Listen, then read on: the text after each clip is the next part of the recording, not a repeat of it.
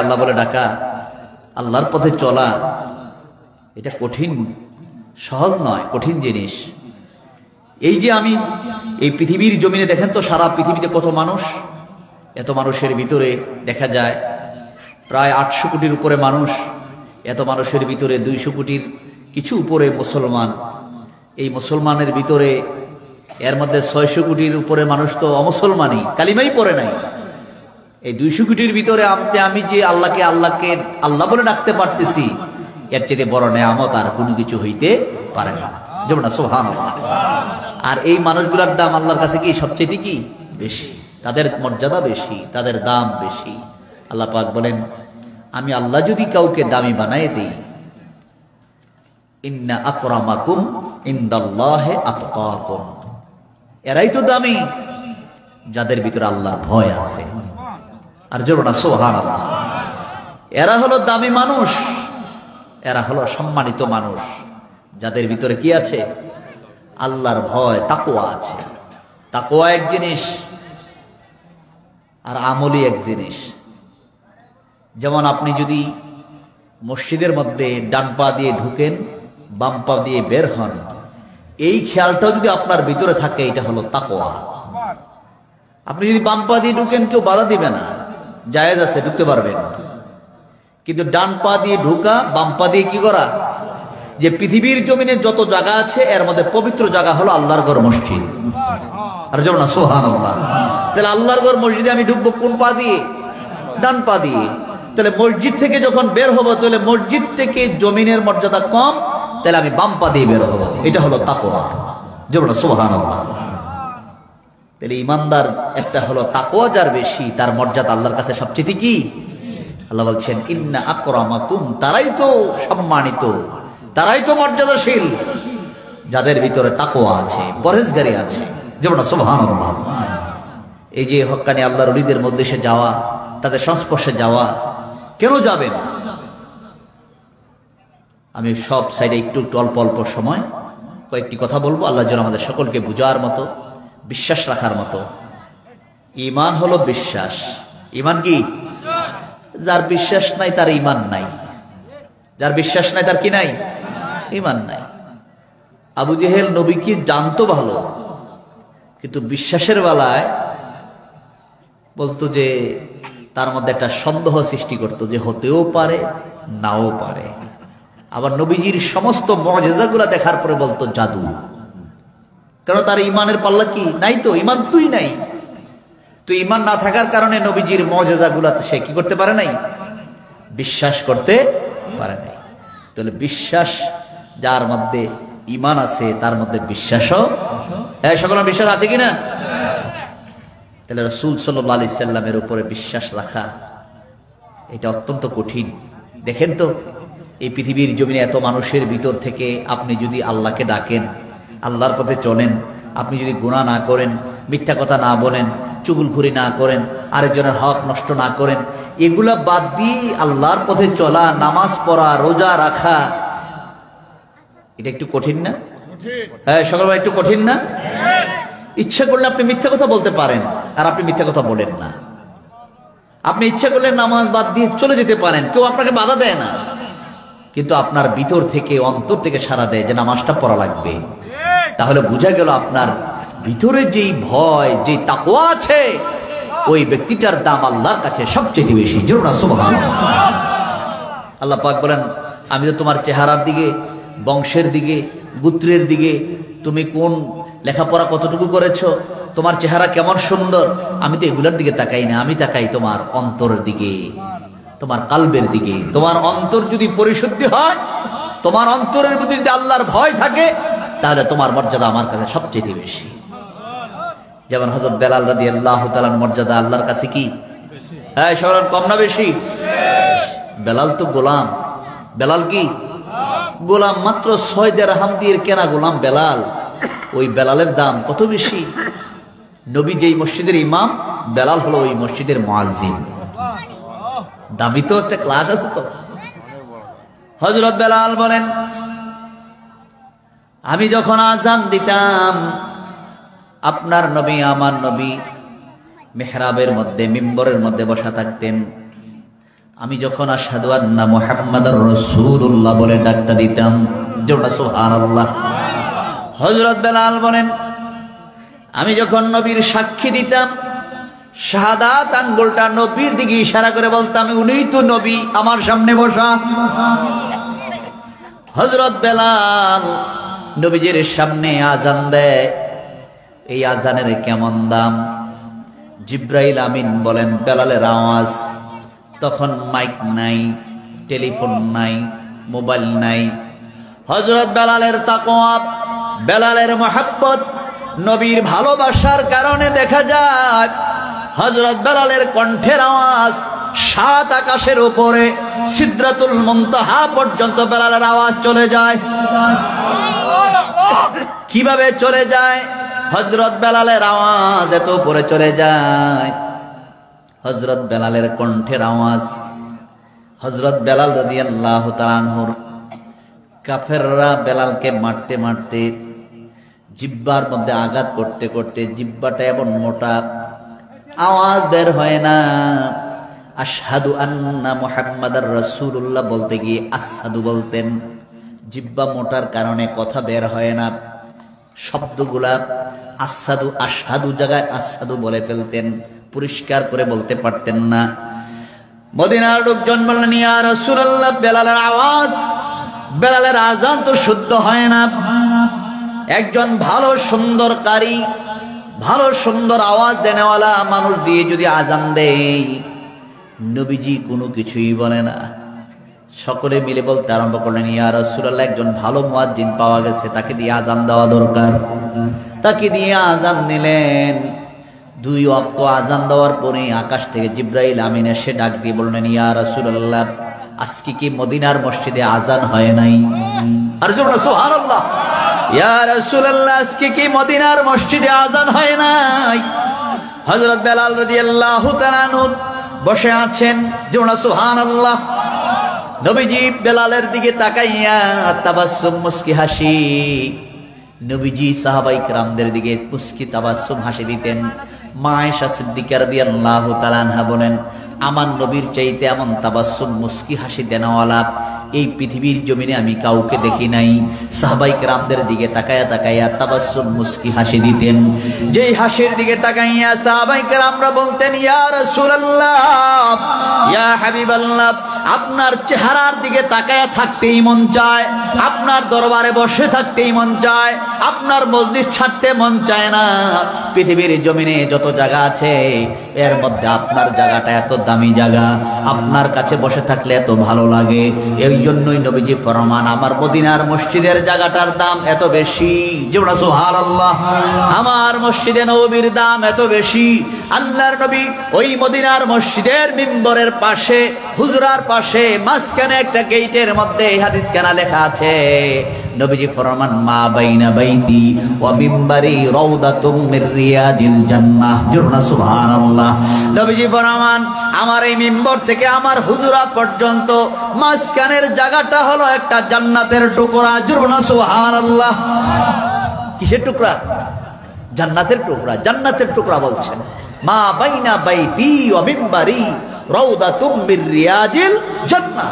নবীজি ফরমান, আমার এই মিম্বর থেকে আমার হুজরাটা হলো মা আয়েশা সিদ্দিকা রাদিয়াল্লাহু তাআলা আনহার ঘর। মা আয়েশা সিদ্দিকা রাদিয়াল্লাহু তাআলা আনহার ঘর, যেটা এখন নবীজির রওজা মুবারক। এই রওজা মুবারকটা ছিল আয়েশা সিদ্দিকা রাদিয়াল্লাহু তাআলা আনহার হুজরা।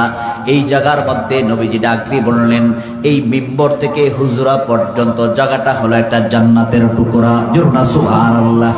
এই জায়গার মধ্যে নবীজি সাহাবায়ে কেরামদের দিকে তাবাসসুম, মুস্কি হাসি দিয়ে সুন্দর ভাষায় যখন কথাগুলা বলতেন, সাহাবায়ে কেরামরা বলতেন, ইয়া রাসূলুল্লাহ, দুনিয়ার জমিনে সব জায়গার কষ্ট ভুলে যাই, যেই মাত্র আপনার নুরানি চেহারা মোবারকটার দিকে তাকায়া যাই, জোরে সুবহানাল্লাহ। হযরত যায়েদ রাদিয়াল্লাহু তাআলা বলেন, আমার আব্বা চলে গেছে, আম্মা নাই, আম্মা চলে গেছে, আপনাকে পাওয়া মাত্র আমার দিলের মধ্যে তো শান্তি চলে আসলো। ইয়া রাসূলুল্লাহ, আব্বা নাই, আম্মা নাই, আব্বার কথা ভুলে গেছি, আম্মার কথা ভুলে গেছি। পৃথিবীর কোনো মা বাবা এত আদর করতে পারে না আপনি যে আমাদেরকে এত আদর করেছেন। সুবহানাল্লাহ। কোনো বাবা এত আদর দেখে নাই, কোনো সন্তান বাবার কাছ থেকে এমন আদর পায় নাই। সুবহানাল্লাহ। মেশকাতে নবম দশম শ্রেণীতে পড়ায় মাদ্রাসায় একজন সাহাবী এসে বললেন, আকরা রাদিয়াল্লাহু তাআলা, সে একজন সাহাবী নামে একজন সাহাবী এসে বলতেছেন, হুজুর আশজার রাদিয়াল্লাহু তাআলা একজন সাহাবী এসে বলতেছেন নবীজির সাথে বসা। এমন সময় নবীজির আদরের নাতি ইমাম হাসান রাদিয়াল্লাহু তাআলা নবীজির কাছে আসছেন। আসা মাত্র নবীজি ইমাম হাসান রাদিয়াল্লাহু তাআলাকে জড়ায়া ধরে কপালের মধ্যে একটু চুমু খাইলেন। সুবহানাল্লাহ। চুমু খেয়ে আদর করতে আরম্ভ করলেন, মায়া করতেছেন নবীজির আদরের নাতি ইমাম হাসান রাদিয়াল্লাহু তাআলাকে। এই দৃশ্য দেখে আশজার রাদিয়াল্লাহু তাআলা ডাক দিয়ে বলতেছেন, হুজুর আমার তো ছেলে মেয়ে 10 জন। আমার ছেলে মেয়ে কয়জন? আমার ছেলে মেয়ে 10 জন। আমি কোনোদিন আদর করে তাদেরকে চুমু খাই নাই। আমি আদর করে কি খাই নাই? চুমু খাই নাই। নবীজি তার দিকে তাকিয়ে আছেন যে তোমার সন্তান, তুমি তাকে আদর করো নাই, তুমি যদি তাদেরকে আদর না করো তোমার ছেলে মেয়ে তো তোমাকে আদর করবে না। সুবহানাল্লাহ। এই জন্য আল্লাহ নবী ফরমান, আমি যে আমার উম্মতদেরকে ভালোবাসি, উম্মতও আমাকে ভালোবাসে। কি বল ঠিক না? আল্লাহ নবী ফরমান, আমি আমার উম্মতকে ভালোবাসি, উম্মতও আমাকে এত ভালোবাসে, জীবনের চাইতে উম্মত আমাকে ভালোবাসে। আমার জন্য উম্মত গুলা জীবন দিতে রাজি। জীবন। সুবহানাল্লাহ। আমিও আমার উম্মতের মায়ায় চোখের পানি ফেলে কান্না করি। দুনিয়ার জমিনে আসার পরও উম্মতের মায়ায় কেঁদেছি। এই শাবান মাস, এর আগের মাসটা ছিল রজব মাস। নবীজি যে রজব মাসে মেরাজ করলেন, আল্লাহর দরবারে গিয়ে উম্মতের মায়ায় চোখের পানি ফেলে কান্না করলেন, ইয়া বারে আলাহি, আমি যে চলে আসলাম আমার উম্মতের জন্য আমি কি নিয়ে যাব? আমার উম্মতকে আপনি কি দিবেন? আমার উম্মতকে কেমন দামি বানায়া দিবেন? এই শাবান মাসে নবীজি উম্মতের মায়ায় চোখের পানি ফেলে কান্না করে দোয়া করেছেন। নবীজির সব দোয়া আল্লাহ কবুল করে নিয়েছেন। সুবহানাল্লাহ। এই শাবান মাস, নবীজি বলেন এই মাসটা হলো আমি রাসূলুল্লাহর খুশির মাস। এই মাসটা কি নবীজির কিসের মাস? রজব মাসটা হলো আল্লাহর খুশির মাস, শাবান মাসটা হলো নবীজির খুশির মাস। সামনে আসতেছে রমাদান।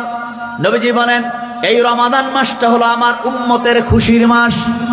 রজব মাসে আল্লাহ খুশি, শাবান মাসে আমার নবী খুশি, রমজান মাসে আমার উম্মত খুশি। 3 মাসে 3টি বরকত। যেমন সুবহানাল্লাহ। আর নবীজি দোয়াও শিখাই দিয়েছেন, আল্লাহুম্মা বারিক লানা ফি রজব ওয়া শাবানা ওয়া বাল্লিগনা রমাদান। যেমন সুবহানাল্লাহ। নবীজি বলেন এই দোয়াটা তোমরা বেশি বেশি করে পাঠ করবে। নামাজ শেষ করে মনে হইলে এই দোয়াটা পড়বে, আল্লাহুম্মা বারিক লানা ফি রজব ওয়া শাবান ওয়া বাল্লিগনা রমাদান। তোমরা এই দোয়া পাঠ করবে, আল্লাহ আমাদের জন্য এই 3টি মাস তুমি বরকতময় করে দাও, আমাদের হায়াতটা লম্বা করে দাও, আমাদেরকে পৌঁছায় দাও রমজান পর্যন্ত। রমজান হলো উম্মতের খুশির মাস, রজব মাসটা হলো আল্লাহর খুশি। আল্লাহর নবীকে আল্লাহ দাওয়াত করে আরশে আজিমে নিয়ে আল্লাহ খুশি। সুবহানাল্লাহ। আর শাবান মাসে নবীজি বলেন আমার উম্মতের জন্য আমি দোয়া করেছি চোখের পানি ফেলে। আমার উম্মতের হায়াত কম। উম্মতের হায়াত কি? দেখেন তো আমাদের হায়াত কম না? অন্যান্য নবীদের হায়াত কি? উম্মতেরও হায়াত কি? নূহ আলাইহিস সালামের জামানায় একজন মারা গেছে, তখন দাদা রাস্তার পাশে বসে বসে কান্না করতেছেন। নূহ আলাইহিস সালাম রাস্তা দিয়ে যাচ্ছেন, দাদাকে জিজ্ঞেস করেন তুমি কান্দো কেন? আমার নাতি মারা গেছে। আমার নাতি কি হয়েছে? আমার নাতিটা দুনিয়া থেকে বিদায় হয়ে গেছে অল্প বয়সে। তোমার নাতির বয়স কত? কয় প্রায় 400 বছর। কত বছর? কয় 400 বছর। ওই সময় গড় আয়ু ছিল প্রায় 800 বছরের উপরে। 800 বছর পর্যন্ত মানুষ বাঁচত। তাহলে 400 বছর বয়সে মারা গেছে। এরপরও দাদায় কাঁদতেছে, আমার নাতিটা অল্প বয়সে দুনিয়া থেকে কি হয়ে গেছে? হ্যাঁ, সকল অল্প বয়সে কি হয়ে গেছে? বিদায় হয়ে গেছে। এই জন্য চোখের পানি ফেলে কি করতেছে? কান্না করতেছে। আর ওই সময় নূহ আলাইহিস সালাম বলতেছেন আখিরি জমানায় একজন নবী আসবে, যেই নবীর হায়াত উম্মতের হায়াতই হলো গড় আয়ু হলো 60 বছর। গড় আয়ু কত? 60। নবীজি ফরমান 60-এর উপরে যে হায়াত পাইলো এটা হলো বোনাস। 60-এর উপরে যে হায়াতটা পেলো এটা কি? বোনাস। মাত্র 60 বছর হায়াত।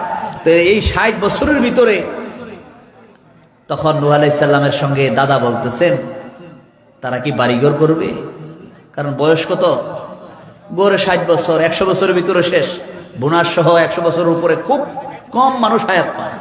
100 বছরের ভিতরে হায়াতের বেলা কি শেষ হয়ে যায়, এই অল্প সময়ের ভিতরে তারা কি ঘরবাড়ি করবে? নূহ আলাইহিস সালাম বলতেছেন তোমরা যে লতা পাতা করে পাহাড়ের ভিতরে থাকো, আর তারা এর চাইতে আরো কত সুন্দর সুন্দর বাড়িঘর করবে। কি বলেন ঠিক না?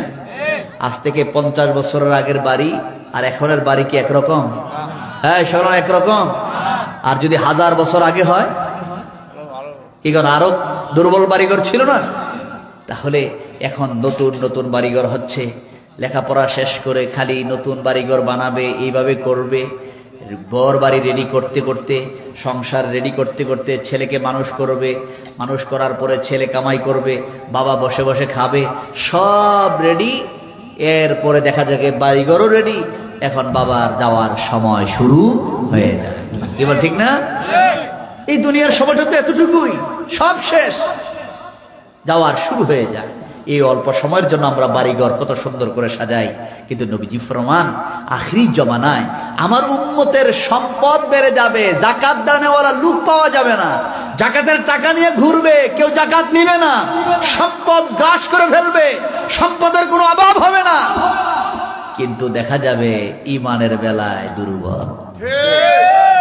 ইমানের বেলায় কি দুর্বল, সকালে ইমান নিয়ে বের হইব, সন্ধ্যার সময় বেঈমান হইয়া গরু ডুববে। কি কন, এই যুগ আসতেছে না? হ্যাঁ, সব এখন শুরু হয়েছে না? টাকা পয়সার অভাব নাই, বংশীয় মর্যাদার অভাব নাই, কিন্তু দেখা যায় ইমানের বেলায় কি আছে? সব জায়গায় বেয়াদবি চলে, কিন্তু নবীর দরবারে কোনো বেয়াদবি। হ্যাঁ, সবাই কন, নবীর দরবারে কি চলে না? বেয়াদবি চলে না। এই জন্য আল্লাহ পাক বলছেন ইয়া আইয়ুহাল্লাযীনা আমানু লা তারফাউ আসওয়াতাকুম ফাওকা সাওতিন নবী। জোরে না সুবহানাল্লাহ। মদিনার নবীজির রওজার মধ্যে এটা সবুজ অক্ষরে, সোনালী অক্ষরে কোরআনের আয়াতটা লিখে রেখেছেন। আল্লাহ পাক বলছেন ও দুনিয়ার মানুষ, সব জায়গায় বেয়াদবি চলে, কিন্তু আমার নবীর বরাবর বেয়াদবি। হ্যাঁ ঈমানদাররা, তোমরা যদি কথা বলো, আমার নবী যখন তোমাদের মজলিসে থাকবে, আমার নবীর আওয়াজের চাইতে তোমাদের আওয়াজ যেন ছোট হয়। আর যদি নবীর আওয়াজের চাইতে তোমাদের আওয়াজ যদি বড় হয়ে যায়, আনতাহবাতা আমালুকুম, আল্লাহ বলেন আমি তোমাদের সমস্ত আমলগুলা বরবাদ করে দেব। আল্লাহর কাছে এতটুকু সহ্য হয় না যে নবীর আওয়াজের চাইতে তোমাদের আওয়াজ বড় হবে কেন? দেখেন নবীর আদব, নবীর দরবারে আদবটা কেমন। সকলের আদবটা কি সাধারণভাবে বোঝা যায়? বলছেন নবীর দরবারে আদব রক্ষা করে চলতে হবে। আওয়াজ যেন আমার নবীর আওয়াজের চাইতে তোমাদের আওয়াজ যেন কি না হয়, বড় না হয়। আল্লাহ পাক নবীজিকে কত ভালোবাসেন, কত মায়া করেন, যেই নবীকে আল্লাহ পাক বলছেন হাবিবুল্লাহ। কি বলছেন? হাবিবুল্লাহ।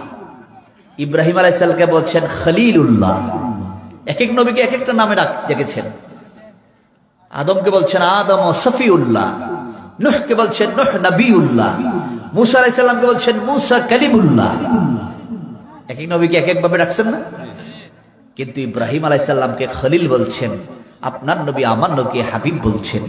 খলিল অর্থও বন্ধু, হাবিব অর্থও বন্ধু। দুই বন্ধুর মধ্যে পার্থক্য আছে কিনা? হ্যাঁ, শোনো আছে কিনা? ইব্রাহিম আলাইহিস সালাম বন্ধু হওয়ার জন্য আল্লাহর কাছে কত পরীক্ষা, কত পরীক্ষায় কামিয়াব হতে হয়েছে। ইব্রাহিম আলাইহিস সালাম যখন দুনিয়াতে জন্ম নিলেন, মা তাকে যখন জন্ম দিলেন, এই জায়গার মধ্যে জন্মের সময় কত ঘটনা। নমরুদের ভয়ে মা তাকে গুহার ভিতরে গিয়ে জন্ম দিলেন। জন্ম দেওয়ার পরে 7 দিন পর পর মা যায়, যদি বারবার যায় নমরুদ যদি খবর পায় তাহলে সন্তানকে মেরে ফেলবে।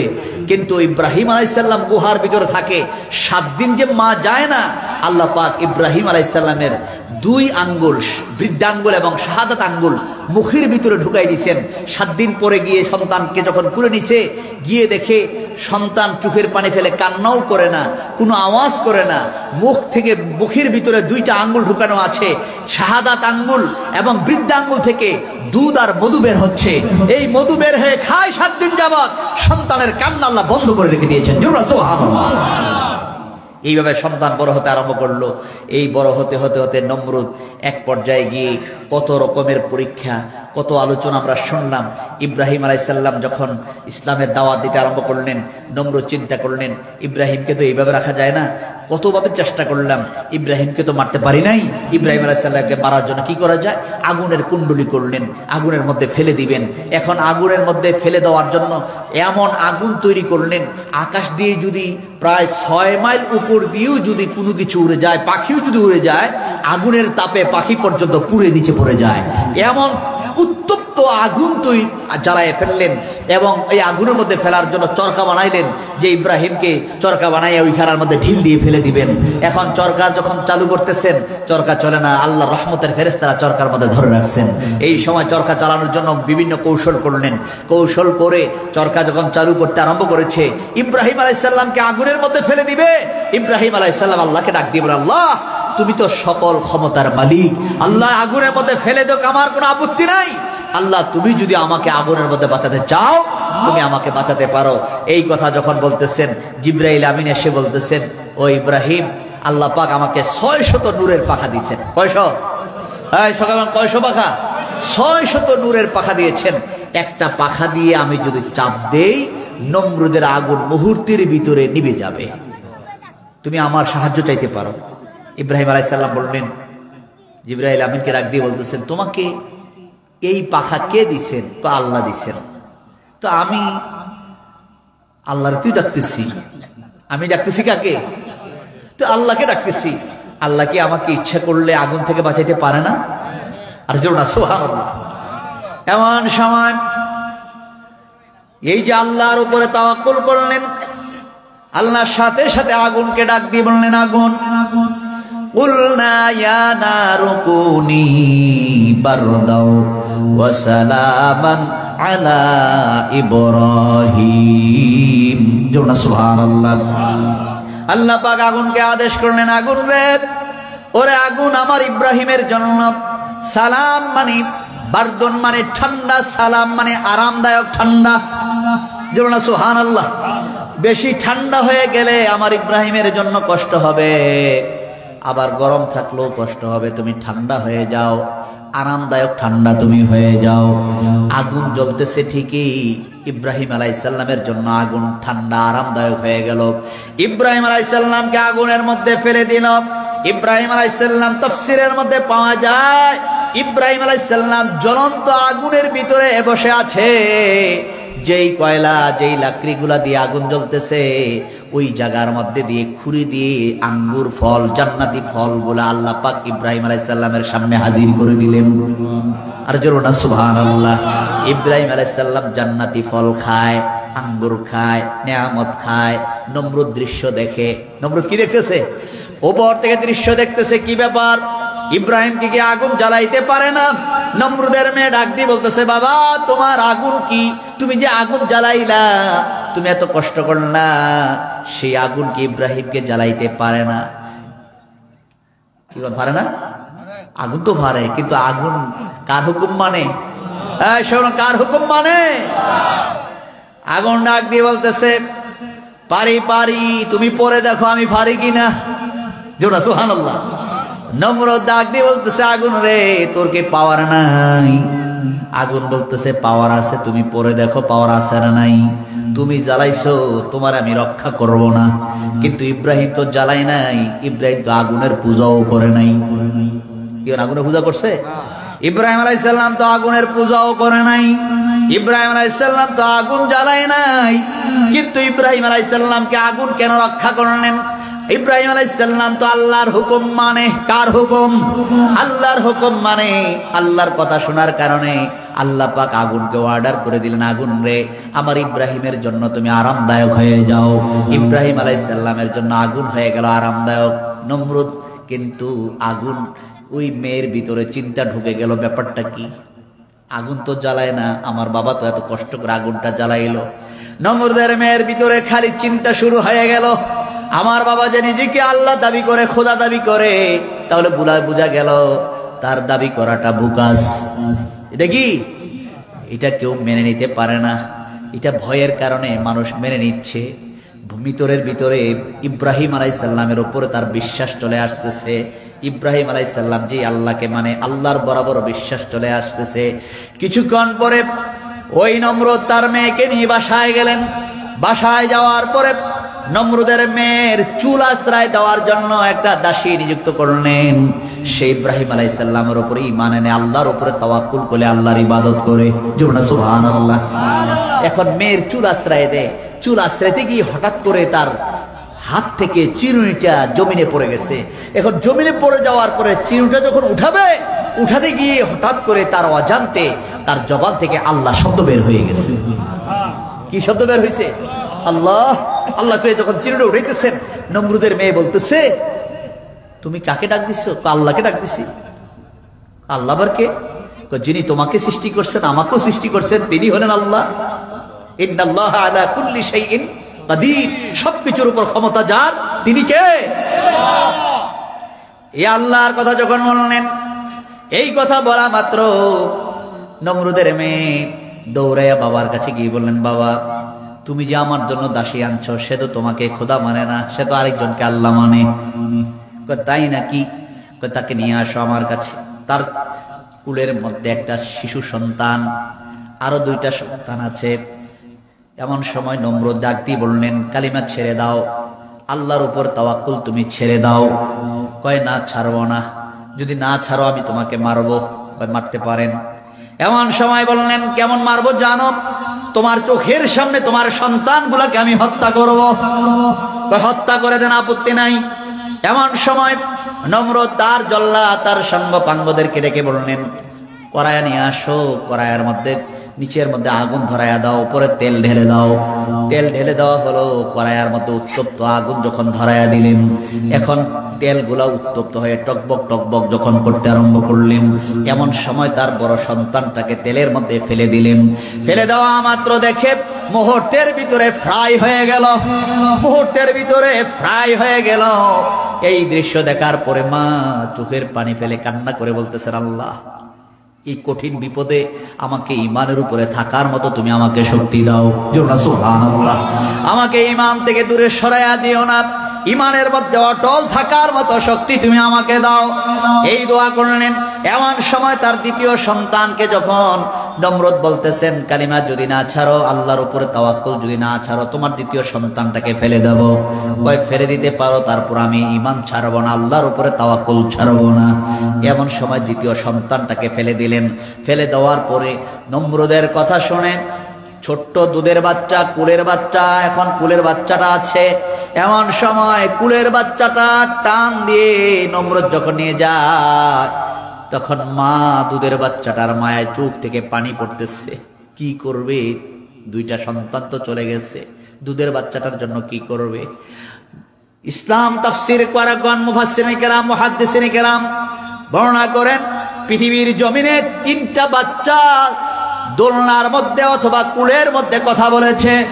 এর মধ্যে নমরুদের দাসীর মেয়ে, ওই শিশু বাচ্চাটা চিৎকার করে মাকে বলতেছে, মা কান্না করা দরকার নাই। সুবহানাল্লাহ। মা কান্না করা দরকার নাই, আমার চোখের সামনে আমার 2টা ভাই আগুনে পড়ে নাই, আগুনে পড়ে নাই, তুমি দেখেছো আগুনে পড়ে গেছে।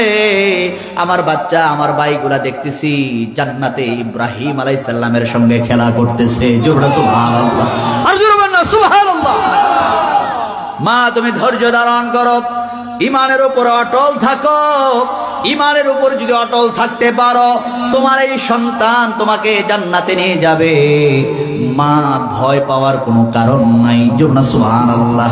এই পরীক্ষাগুলোর মধ্যে কামিয়াব হলেন, সন্তানকে দিয়ে দিলেন, বললেন না এই সন্তানকে আর মারা যাবে না। ঈমানের উপরে কি অটল, তারা কি মজবুত হয়ে গেলেন। এই জন্য আল্লাহ রসুল সাল্লাল্লাহু আলাইহি সাল্লাম ফরমান, তোমার ঈমানটা যদি মজবুত হয়, তোমার ভিতরে যদি আল্লাহর ভয় থাকে, পৃথিবীর সব কিছুর চাইতে যদি নবীকে ভালোবাসতে পারো, আল্লাহ নবী ফরমান, তাহলে তোমার অন্তরের মধ্যে আল্লাহ পাক ঈমানের স্বাদ, ঈমানের লজ্জাত, ঈমানের মজা আল্লাহ তোমার অন্তরের মধ্যে পয়দা করে দিবেন। সুবহানাল্লাহ। ঈমানের স্বাদ ঢুকে যাবে, ঈমানের মজা তোমার অন্তরের ভিতরে আল্লাহ ঢুকাইয়া দিবেন। তখন দেখা যাবে তোমার সামনে হাজার মানুষ হাজার কথা বলবে, তুমি ঈমান থেকে বিন্দু পরিমাণ দূরে যাবে না। তোমাকে হাজার লোভ দিবে, তারপর ওই লোভের মধ্যে তুমি পড়বে না। তোমাকে হাজার রকমের স্বাদ বুঝাবে, তুমি সেখান থেকে একটু নড়বে না। যার কারণে দেখা যায় আল্লাহ রাসূল সাল্লাল্লাহু আলাইহি সাল্লামকে মক্কার মানুষগুলা কত রকমের কথা, কত রকমের অফার দিয়েছিলেন। নবীকে অফার নিয়েছিলেন? নবীজি তো কোনো অফার নেয় নাই, কোনো কিছু নেয় নাই। নবীকে বললেন, ও নবী, আপনি যদি আমাদের সঙ্গে মিল রেখে কথা বলেন, তাহলে মক্কার জমিনে যেই নারীটা আপনার পছন্দ হয় ওই নারীর সঙ্গে আপনাকে বিয়ে দিয়ে দেওয়া হবে, আপনার কাছে বিয়ে দিয়ে দেওয়া হবে। নবীজি বললেন, না না, আমি তোমাদের প্রস্তাব মেনে নিতে পারি না।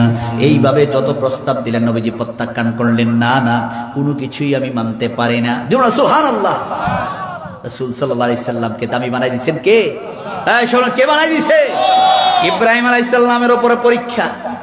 এই পরীক্ষাগুলো আগুন দিলেন, আগুনের মধ্যে আল্লাহ কি জ্বালাই দিছেন? আগুনের ভিতরে আরামের মধ্যে জান্নাতি ফল দিয়ে ইব্রাহিম আলাইহিস সালামকে আগুনের মধ্যে বসায় রাখছেন। সুবহানাল্লাহ। এরপরে নমরুদ বলতেছে, আগুনের জন ফাওয়ার, আগুন যখন জ্বালাইতে পারে না, তার অনুসারীদেরকে বললেন, পাথর মারো। কি মারো? পাথর মারো। তখন পাথর মারতে আরম্ভ করলেন। জিবরাইল আমিন বললেন, ইব্রাহিম, তুমি যদি সাহায্য চাও, আমার নূরের পাখাগুলো আমি বিছায় রাখবো, পাথরগুলো আমার উপরে থাকবে, পাথর নিচে পড়বে না। ইব্রাহিম আলাইহিস সালাম বললেন, না, দরকার নাই, আল্লাহই যথেষ্ট। সুবহানাল্লাহ। আর জোরে না সুবহানাল্লাহ। এই কথা বলা মাত্র যখন পাথর মারে, পাথরগুলা আকাশের মধ্যে সামিয়ানার মতো ঝুলে আছে, জমিনে পড়ে না। তখন সাঙ্গপাঙ্গরা বলতেছে, কি ব্যাপার নমরুদ, তোমার দিয়ে কোনো কাম, কোনো কথাই কাজ হয় না। পাথর মারলাম, আগুন জ্বালাই দিলাম, কিছুই তো হয় না। বুঝা গেল তোমার কোনো কাজ, তুমি ভুকাস। এই কথা বলে তারা বললেন, ইব্রাহিম যে আল্লাহকে মানে, আমরাও ওই আল্লাহর উপর ঈমান এনে আমরাও মুসলমান হয়ে গেলাম। সুবহানাল্লাহ। আল্লাহ যদি হেদায়েত দেয়, পৃথিবীর কোনো মানুষ তাকে গোমরাহ করতে পারে।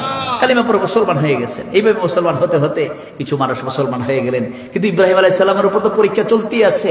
এক পর্যায়ে গিয়ে এমন পরীক্ষা শুরু হয়ে গেল, বাপ ছেলেকে কুরবানি করার জন্য রেডি হয়ে গেছেন। এরপর ওই পরীক্ষাও কামিয়াব হয়ে গেছেন। তখন আল্লাহ পাক ইব্রাহিম আলাইহিস সালামকে খলিল বলে ডাক দিয়েছেন। সুবহানাল্লাহ। কি করে ডাক দিয়েছে? খলিল, আমার বন্ধু।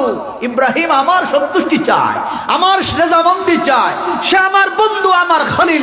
সুবহানাল্লাহ। কিন্তু আপনার নবী, আমার নবীকে আল্লাহ কি বলছেন? হাবিবুল্লাহ। সুবহানাল্লাহ। নবীজির হাবিবুল্লাহ কিভাবে? খলিলুল্লাহর কথা তো বললাম, নবীজি কিভাবে হাবিবুল্লাহ? আল্লাহ নবী ফরমান, গভীর রাত্রে আমি যখন হুজরায় আসতাম, এসে দেখি আমার কলিজার টুকরা মা ফাতেমা বিছানার মধ্যে পিঠ লাগায় না, দরজার মধ্যে দাঁড়ায় থাকে। আমি গভীর রাত্রে এসে আস্তে করে আওয়াজ দিলাম। মিশকাতের হাদিসের মধ্যে আছে, যে হাদিসটা মুসলিম শরীফের মধ্যেও আছে। আল্লাহ নবী ফরমান, আমি যখন দরজার মধ্যে আওয়াজ দিলাম, আস্তে করে আওয়াজ দেওয়া মাত্র দরজাটা খুলে দিলেন মা ফাতেমাতু জোহরা রাদিয়াল্লাহু তাআলা আনহা। দরজা খোলার পরে আমি ডাক দিয়ে বললাম, মা, তুমি কি বিছানার মধ্যে পিঠ লাগাও নাই? তুমি কি ঘুমাও নাই? এই কথাটা বলা মাত্র মা ফাতেমাতু জোহরা রাদিয়াল্লাহু তাআলা আনহা বললেন, ইয়া রাসূলুল্লাহ, মক্কার চতুর্দিকে কাফেরদের সয়লাভ। তারা, আমি যখন রাস্তা দিয়ে হাঁটি, তারা গোপনে গোপনে কত পরামর্শ করে, কত সংবাদ আমার কানের মধ্যে আসে। কাফেররা মিটিং করছে কিনা? কাফেররা কত কৌশল করে আপনাকে মারার জন্য। আপনি কোন দিকে যান, তারা চতুর্দিকে আপনার গতিবিধি, কোন দিকে চলাফেরা করেন, সবকিছু তারা খেয়াল করে, নজর রাখে।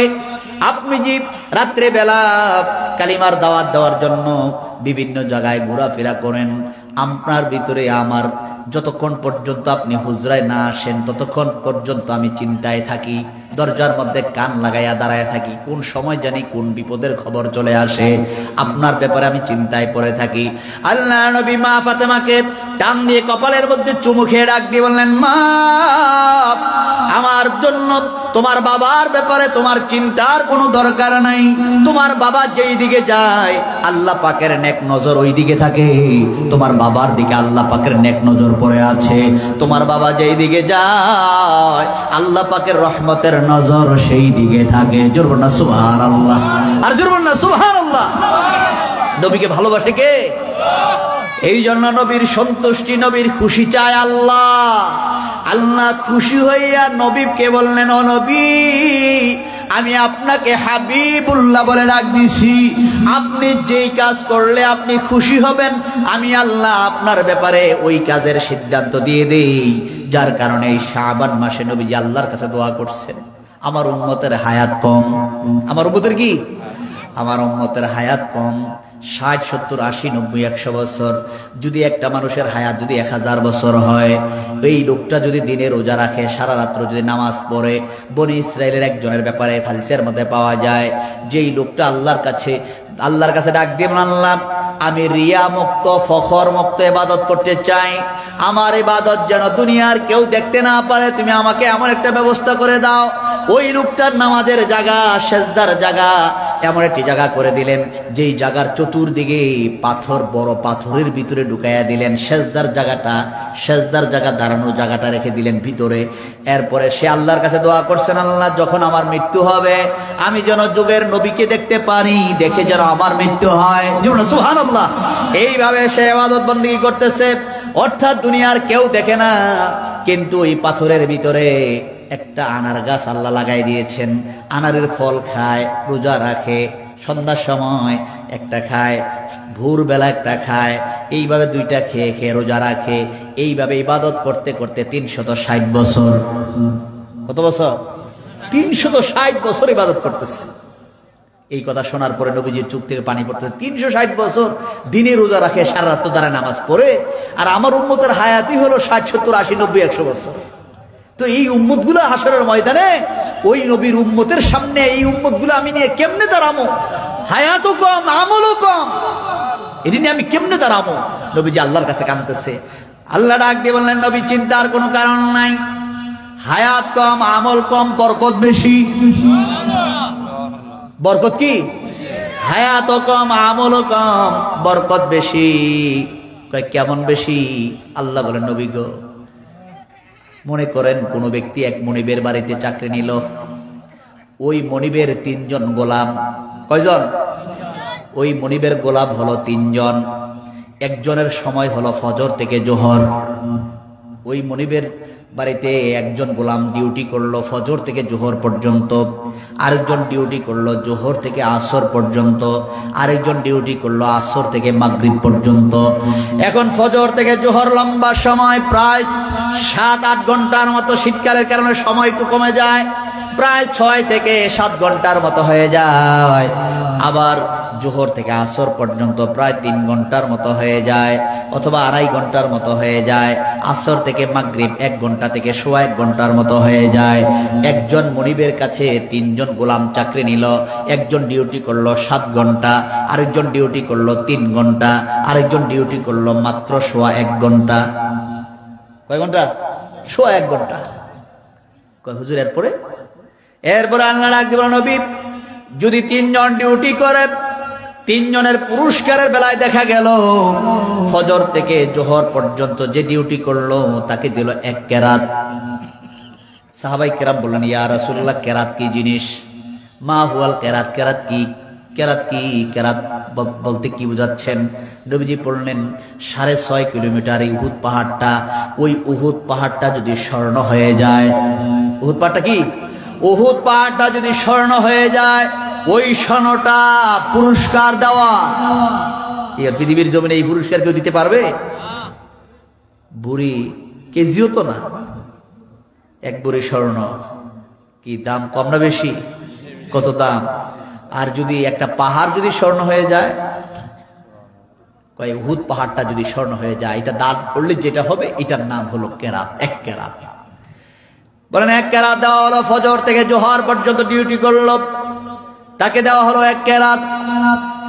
এরপরে জোহর থেকে আসর পর্যন্ত যে ডিউটি করলো তাকেও দেওয়া হলো 1 কেরাত। তাকেও কি?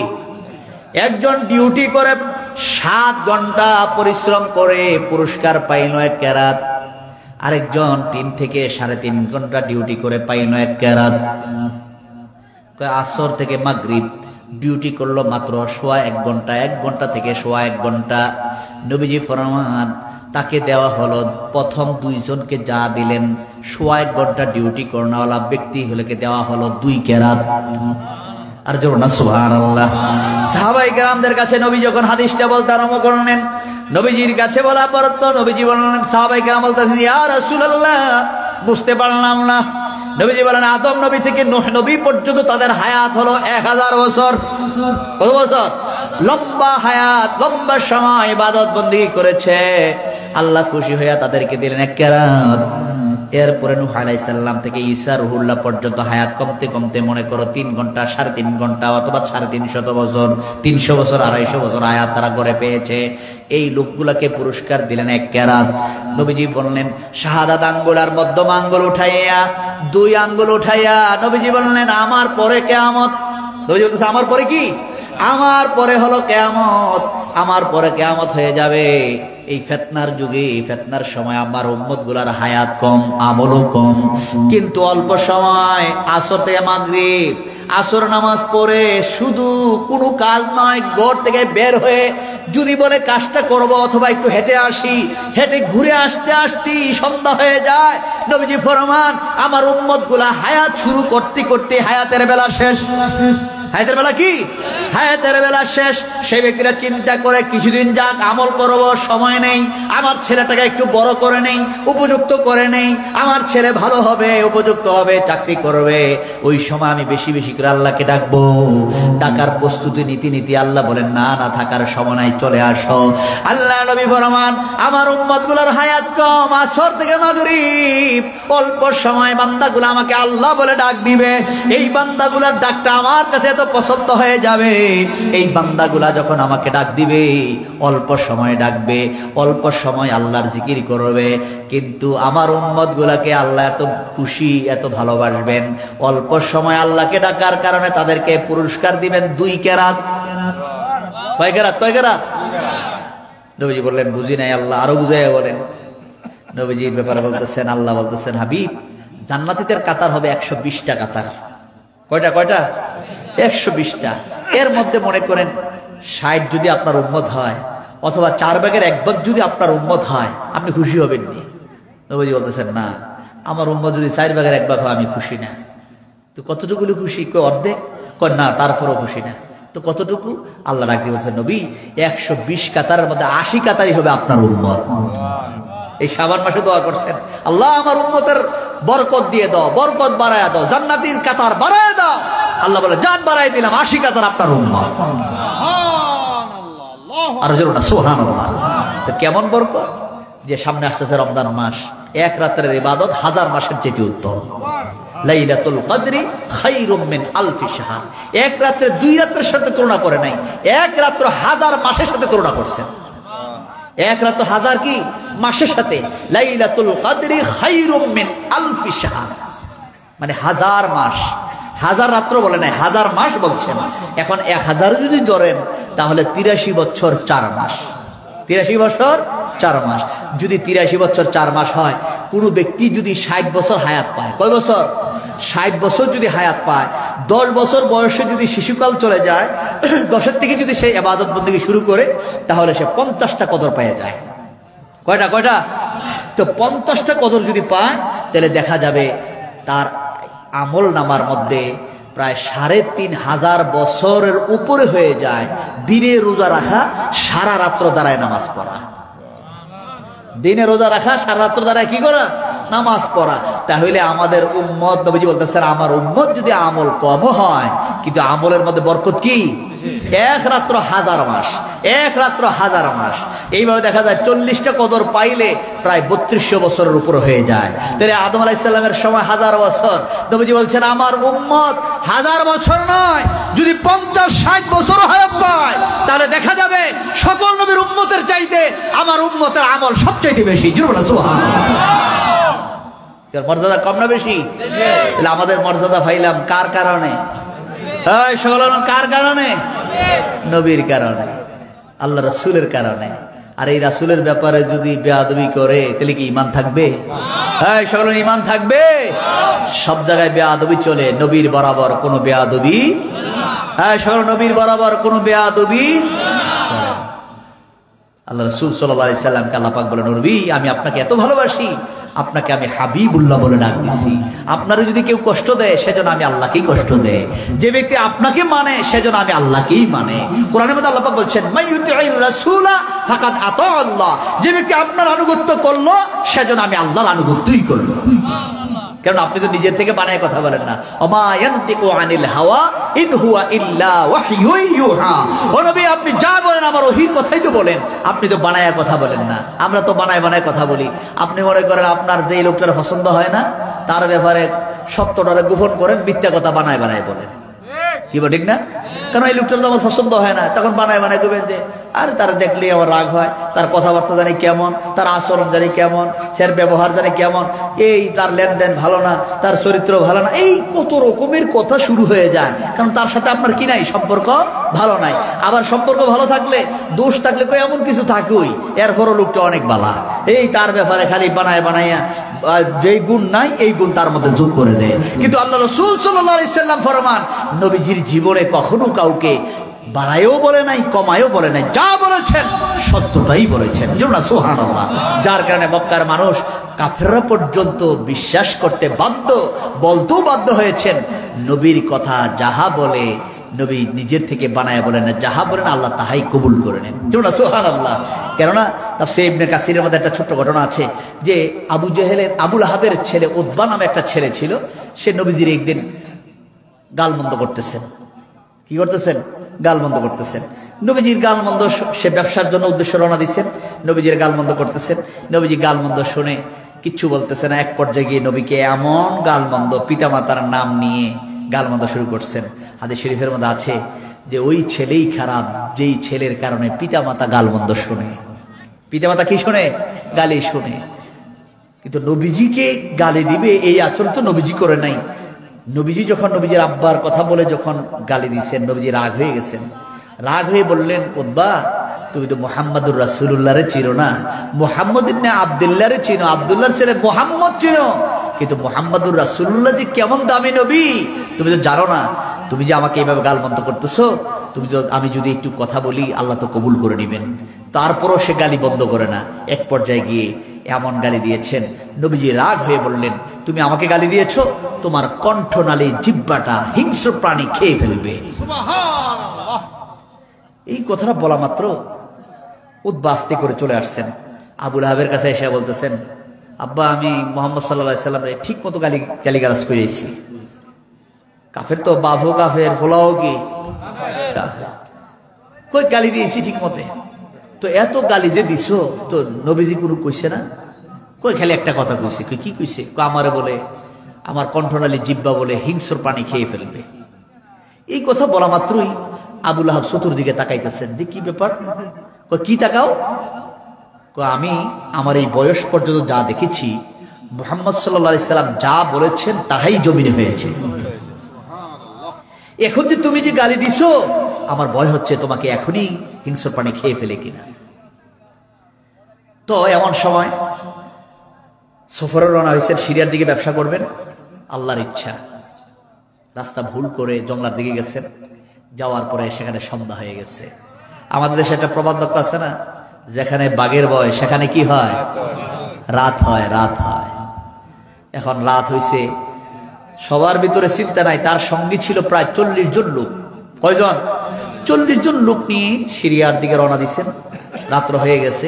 জঙ্গলার পাশে গিয়ে দাঁড়িয়ে আবু লাহাব তার সঙ্গীদেরকে বলতেছেন, আমি তো মক্কার বড় ব্যবসায়ী মানুষ, তোমাদের সঙ্গে আমার অনেক লেনদেন আছে, আমার কাছ থেকে পাবা না, বরঞ্চ আমি তোমাদের কাছ থেকে টাকা পয়সা পাবো। কিন্তু আজকের রাত্রটা যদি তোমরা আমার ছেলেকে পাহারা দিয়ে বাঁচাই দিতে পারো, তোমাদের কাছে আমি যত টাকা পয়সা লেনদেন আছে সব আমি মাফ করে দেব। কিন্তু আজকের রাত্রটা আমার ছেলেকে তোমরা কি করবে? পাহারা দিয়ে বাঁচাই দিবে। ব্যাপারটা কি? পরে বলবো, রাত্রটা পার করে দাও। তখন সবাই তাদের ব্যবসার জন্য বের হয়। তখন তাদের প্রত্যেকের সঙ্গে যে বিছনা সরঞ্জাম আছে তারা সকলে বিছানাগুলো একসাথে করে উঁচু করে উতবাকে উঁচু জায়গার মধ্যে বসাইয়া 40 জন চতুর্দিকে বসে আছেন, পাহারা দিতেছেন। রাত্র খালি একটু গভীর হওয়ার পরে তাকায় দেখতেছে জঙ্গলা থেকে বিশাল বড় এক বাঘ এসে হাজির। কি আসছে? বাঘ আসছে। বাঘ আইসা এই 40 জনের কাছে গিয়ে গিয়ে মুখের গ্রান নেয়। মুখের কি নেয়? গ্রান নিয়া আবু লাহাবের দিকে গিয়া খালি মোকলা রেখো না, আমি যারে তালাশ করি তার ওই ব্যক্তি সেই ব্যক্তি না। এইভাবে করতে করতে সবার গ্রান নেওয়ার পরে শুধু একজন বাকি আছে, উতবা। কে বাকি আছে? উতবা। এমন সময় উঁচু জায়গার মধ্যে বসাতো, বাঘটা একটু লাফ দিয়ে উপরে উঠা উতবার কাছে গিয়া গ্রান নিয়া এমন একটা হাসি দিছে, কয় আমি যারে তালাশ করছি তারে কি পাইছি। বাবার সামনে 40 জনের সামনে কণ্ঠনালী বরাবর বাঘে কামড় দিয়ে এমন ভাবে টান দিছে, জিহ্বা সহ ভিতরে কলিজা সহ বের হয়ে গেছে। আবু লাহাব পিছন দিকে চুলের মধ্যে টানতেছে আর বলতেছে, আমি তো আগে ধারণা করছিলাম মুহাম্মদ সাল্লাল্লাহু আলাইহি সাল্লাম যা বলে আল্লাহ তাহাই শুনে। তখন 40 জন সঙ্গী বলতেছেন, কি বলছেন আমরা তো বুঝি নাই, পরিষ্কার করে বলেন না। আমার ছেলে নবীকে গালমন্দ করতে গেছিল, নবী তার ব্যাপারে এমন একটা কথা বলছেন, আর এই কথাটা জমিনের মধ্যে বাস্তবায়ন আমার চোখের সামনে হয়ে গেছে। 40 জন সঙ্গী বললেন, আবু লাহাব, নবীর কথা যদি এমন বাস্তবায়ন হয়ে যায় তাহলে আমরা কাফের থেকে লাভ কি? তুমি সাক্ষী থাকো, তোমার সাক্ষী বানাই আমরা কালিমা পড়ে মুসলমান হয়ে গেলাম। আল্লাহ যদি হেদায়েত দেয় এমনই, আর আল্লাহ যদি হেদায়েত না দেয়, হাজার মুজিজা প্রকাশ পাইলেও সে কালিমা পড়ে মুসলমান হইতে, সাধারণ হাজার মুজিজা প্রকাশ পাওয়ার পরেও সে কালিমা পড়ে মুসলমান হইতে পারে না। আর আল্লাহ যদি তার যারা কবুল করেন, শুধু এটা দেখার পরেই তারা কালিমা পড়ে কি হয়ে গেছেন? মুসলমান হয়ে গেছেন। জোরা সুবহানাল্লাহ। তো নবীজির কথা আল্লাহ কেমন পছন্দ করেন, নবীজিকে আল্লাহ কত ভালোবাসেন। আর জোরা সুবহানাল্লাহ। আল্লাহ পাক বলেন, আমার নবীকে আমি এত ভালোবাসি, যেই ভালোবাসার কারণে আমি আল্লাহ আমার নবীকে হাবিবুল্লাহ বলে ডাক দিয়েছি। এই রজব মাসে আল্লাহ পাক নবীকে দিয়ে মেরাজ করাইলেন। শাবান মাসে উম্মতের জন্য নবীজি দোয়া করলেন, সমস্ত দোয়া আল্লাহ কবুল করে নিলেন। সুবহানাল্লাহ। নবীজি ফরমান, আমি আমার উম্মতের জন্য সুপারিশ করব, আমার উম্মতকে আমি এত ভালোবাসবো, উম্মত গুলাও আমার এত ভালোবাসে, যে উম্মত গুলা বাড়িঘর ছেড়ে, আসহাবে সুফফার সদস্যরা ওই নবীজির হুজরার পাশে বাড়িঘর ছেড়ে দিয়ে তারা ওই জায়গার মধ্যে থাকে। সুবহানাল্লাহ। নবীজি ফরমান, তাদেরকে আমি এত ভালোবাসি, এই মানুষগুলো আমার হুজরা ছেড়ে বাড়িতে যাইতে চায় না, যদি বলেও পাঠাই তারা কিছুক্ষণ পরে আবার চলে আসে। আল্লাহ ডাক দিয়ে বললেন, নবী গো, আপনি যদি তাদের সঙ্গে হাসি মুখে কথা না বলতেন, আপনি যদি তাদেরকে আদর না করতেন, মায়া না করতেন, তাহলে আপনার উম্মতগুলা আপনাকে ছেড়ে দূরে চলে যাইতো। আপনি যদি তাদের সঙ্গে কর্কশ ভাষায় কথা বলতেন, আপনি যদি তাদের সঙ্গে রাগের সুরে কথা বলতেন, নবী তো কখনো রাগের সুরে কথা বলেন নাই, মায়া করে কথা বলতেন। কি করে কথা বলতেন? আদর করে, মায়া করে কথা বলতেন। হাদিস শরীফের মধ্যে আছে, আবু হুরায়রা রাদিয়াল্লাহু তাআলা আনহু বলেন, আমি পেটের খিদায় অস্থির হয়ে মদিনার গলির মধ্যে দাঁড়িয়ে ওই বসে বসে মানুষদেরকে সালাম দেই, দেখি মানুষ আমাকে দাওয়াত করে তার বাড়িতে নিয়ে যায় কিনা, কিন্তু সবাই তো অভাবী, কে কাকে দাওয়াত দিবে, কে কাকে নিয়ে খাওয়াবে। আমি সালাম দেই, আমাকে কেউ আদর করে মায়া করে জিজ্ঞেস করে না, সালামের জবাব নিয়ে চলে যায়। কিছুক্ষণ পরে দেখি নবীজি আসতেছেন। নবীজিকে দেখা মাত্র আমি যখন সালাম দিলাম, নবীজি আমার দিকে তাকায়া বললেন, আবু হুরায়রা, কি ব্যাপার, তুমি কি খাও নাই? সুবহানাল্লাহ। এমন সময় আবু হুরায়রা বললেন, ইয়া রাসূলুল্লাহ, 3 দিন যাবত পেটে কোনো খাবার নাই, কথাও বলতে পারতেছি না। এমন সময় নবীজি আবু হুরায়রার হাতটাকে ধরে, নবীজির বগলের নিচে ধরে আবু হুরায়রাকে নিয়ে হাঁটতে আরম্ভ করলেন। আবু হুরায়রা বলতেছেন, নবীজির দেহ মোবারকের মধ্যে যখন আমার হাতটা লাগলো, আমার হাতটা পুরা শীতল হয়ে গেল, আমার বডিটা পুরা শান্তিময় হয়ে গেল। এইভাবে আমাকে ধরে নিয়ে যখন হুজরার ভিতরে চলে গেলেন, আয়েশা সিদ্দিকা রাদিয়াল্লাহু তাআলা আনহাকে ডাক দিয়ে বললেন, আয়েশা, ঘরের মধ্যে কোনো খাবার আছে? এমন সময় আয়েশা সিদ্দিকা রাদিয়াল্লাহু তাআলা আনহা বললেন, 1 পেয়ালা দুধ আছে হুজুর, আপনাকে একজন সাহাবী হাদিয়া দিয়ে গেছেন। নবীজি বললেন, পেয়ালার দুধটা আমার হাতে দাও। নবীজি দেখে ছোট্ট 1 পেয়ালা দুধ। আবু হুরায়রা মনে মনে খেয়াল করতেছেন, আমি তো ক্ষুধার্ত, নবীজি মনে হয় এই পেয়ালার দুধটা আমাকে খাওয়াবেন। নবীজি পেয়ালার দুধটা হাতে নিয়ে বললেন, আবু হুরায়রা, এই যে আসহাবের সুফফার সদস্য প্রায় 70 জন সাহাবী, তারাও তো খায় নাই, তারাও কি করে নাই, তারাও তো খায় নাই। আবু হুরায়রা, যাও তো তাদেরকে দাওয়াত করে নিয়ে আসো। এখন আবু হুরায়রা গিয়ে বললেন, ও সাহাবীরা, নবীজি তোমাদেরকে ডাকছেন, আসো নবীজির কাছে যাই। এখন 70 জন সাহাবী আসার পরে আবু হুরায়রার ভিতরে ভিতরে চিন্তা, এক ছোট্ট এক পেয়ালা দুধ, সংখ্যায় 70-এর উপরে, এখন কিভাবে খাবেন? আবু হুরায়রাকে নবীজি দায়িত্ব দিলেন, আবু হুরায়রা তুমি দুধ পান করাও। জোনা সুবহানাল্লাহ। এক এক করে দুধ পান করাইতে আরম্ভ করলেন। সবাই দুধ খাচ্ছেন। সবাইকে খাওয়ানোর পরে আবু হুরায়রার হাতে দুধের পেয়ালা আসলো। আবু হুরায়রা বলেন, আমি তাকায় দেখি পেয়ালার মধ্যে যেই পরিমাণ দুধ ছিল ওই পরিমাণ দুধ ঠিকই রয়ে গেছে। আমি নবীজি বললেন, আবু হুরায়রা দুধ খাও। আমি দুধ পান করতে আরম্ভ করলাম। খাওয়ার পরে নবীজি বললেন, আরেকটু খাও। আমি আরেকটু পান করলাম। নবীজি বললেন, আরেকটু খাও। বললাম, ইয়া রাসূলুল্লাহ, আমার তো পেট ভরে গেছে, পেটের মধ্যে তো আর জায়গা নাই। এবার সব নবীজি বললেন, দাও পেয়ালাটা আমার কাছে দাও। নবীজি পেয়ালার দুধটা খাইলেন, পেয়ালা খালি হয়ে গেল। যদি নবীজি খাওয়ার আগে যদি সংখ্যায় 70 বা 71 72 না হয়ে যদি আমরা সংখ্যায় যদি আরো অধিক হতাম, তাহলে এই দুধের মধ্যে আল্লাহ এত বরকত দিয়েছিলেন, আমার মনে হয় দুধের কোনো কমতি হতো না। জোরে বলুন সুবহানাল্লাহ। সাহাবায়ে কেরামদেরকে নবীজি কেমন আদর করেন! দুধের এই ছোট্ট এক পেয়ালা দুধ 70 জন সাহাবীকে নিয়ে নবীজি খাইতে আরম্ভ করলেন। যেমন সুবহানাল্লাহ। যার কারণে আবু হুরায়রা বলেন, আমার নবী যে কি উদার, নবীর কি মায়া, আমাদের এই কত আদর করেন, কত মায়া করেন, যে মায়ার কারণে আমরা নবীজির হুজরা ছাড়তে পারি না। আবু হুরায়রা বলেন, আমার মা আমাকে মারে, নবীজির কাছে কেন যাও? আমাকে মারতে মারতে পিঠ রক্তাক্ত করে ফেলেছে, এরপর আমি নবীজির হুজরা ছাড়তে পারি না, নবীজির মায়া ছাড়তে পারি না। নবীর হাসির দিকে তাকায়া থাকলে, পারস্যের কবি একজন কবি বলেছেন, নবী যখন কথা বলেন, যখন দুই দাঁত ফাঁক হয়, দেখি নবীজির দুই দাঁতের ফাঁক দিয়ে নূর চমকায়। জোর না সুবহানাল্লাহ। কেমন নবী! সাহাবায়ে কেরামদের কেমন আদর করেন, যে আদর করেনেওয়ালা নবীর দিকে হুজরা ছেড়ে যাইতে চায় না। আবু হুরায়রা বলেন, একদিন আমার মা আমাকে এমন ভাবে মারছে, পিঠ ফুলাই ফেলছে মারতে মারতে। আমি নবীজির কাছে আইসা জামাটা খুলে দিলাম। জামা খোলার পিছনে কারণ হলো, নবীজি আমার দেখুক আমার মা আমারে কিভাবে মারে। নবীজি আমার পিঠের দিকে তাকাইয়া হাত বুলায় বলতে আরম্ভ করলেন, আবু হুরায়রা, তোমার পিঠের এই অবস্থা কেন? আমার মা আমাকে মারছে। আমার মা আমাকে কি করছে? মারছে। এই কথা বলা মাত্র আবু হুরায়রা থেকে নবীজি হাতটা সরাইয়া মুখটা ঘুরাই নিছেন। তখন আবু হুরায়রা বলতেছেন, হুজুর, ব্যাপারটা কি? আপনি কি আমার সাথে রাগ করছেন? তুমি কি তোমার মায়ের ব্যাপারে আমার কাছে নালিশ করতেছো নাকি? জোর না সুবহানাল্লাহ। আর জোর না সুবহানাল্লাহ। দেখেন ইসলাম কি শিক্ষা দিচ্ছে। তুমি কি তোমার মায়ের ব্যাপারে আমার কাছে নালিশ দিচ্ছ নাকি? কেননা পিতা মাতা যদি কাফেরও হয়, অমুসলমানও যদি হয়, তারপরও তুমি পিতা মাতার সাথে খারাপ আচরণ করতে পারবে না। ইসলাম শিক্ষা দিয়েছে, তোমার পিতার মাতার সাথে তুমি সদ্ব্যবহার করো, উত্তম আচরণ করো, ভালো ব্যবহার করো, হাসি মুখে কথা বলো।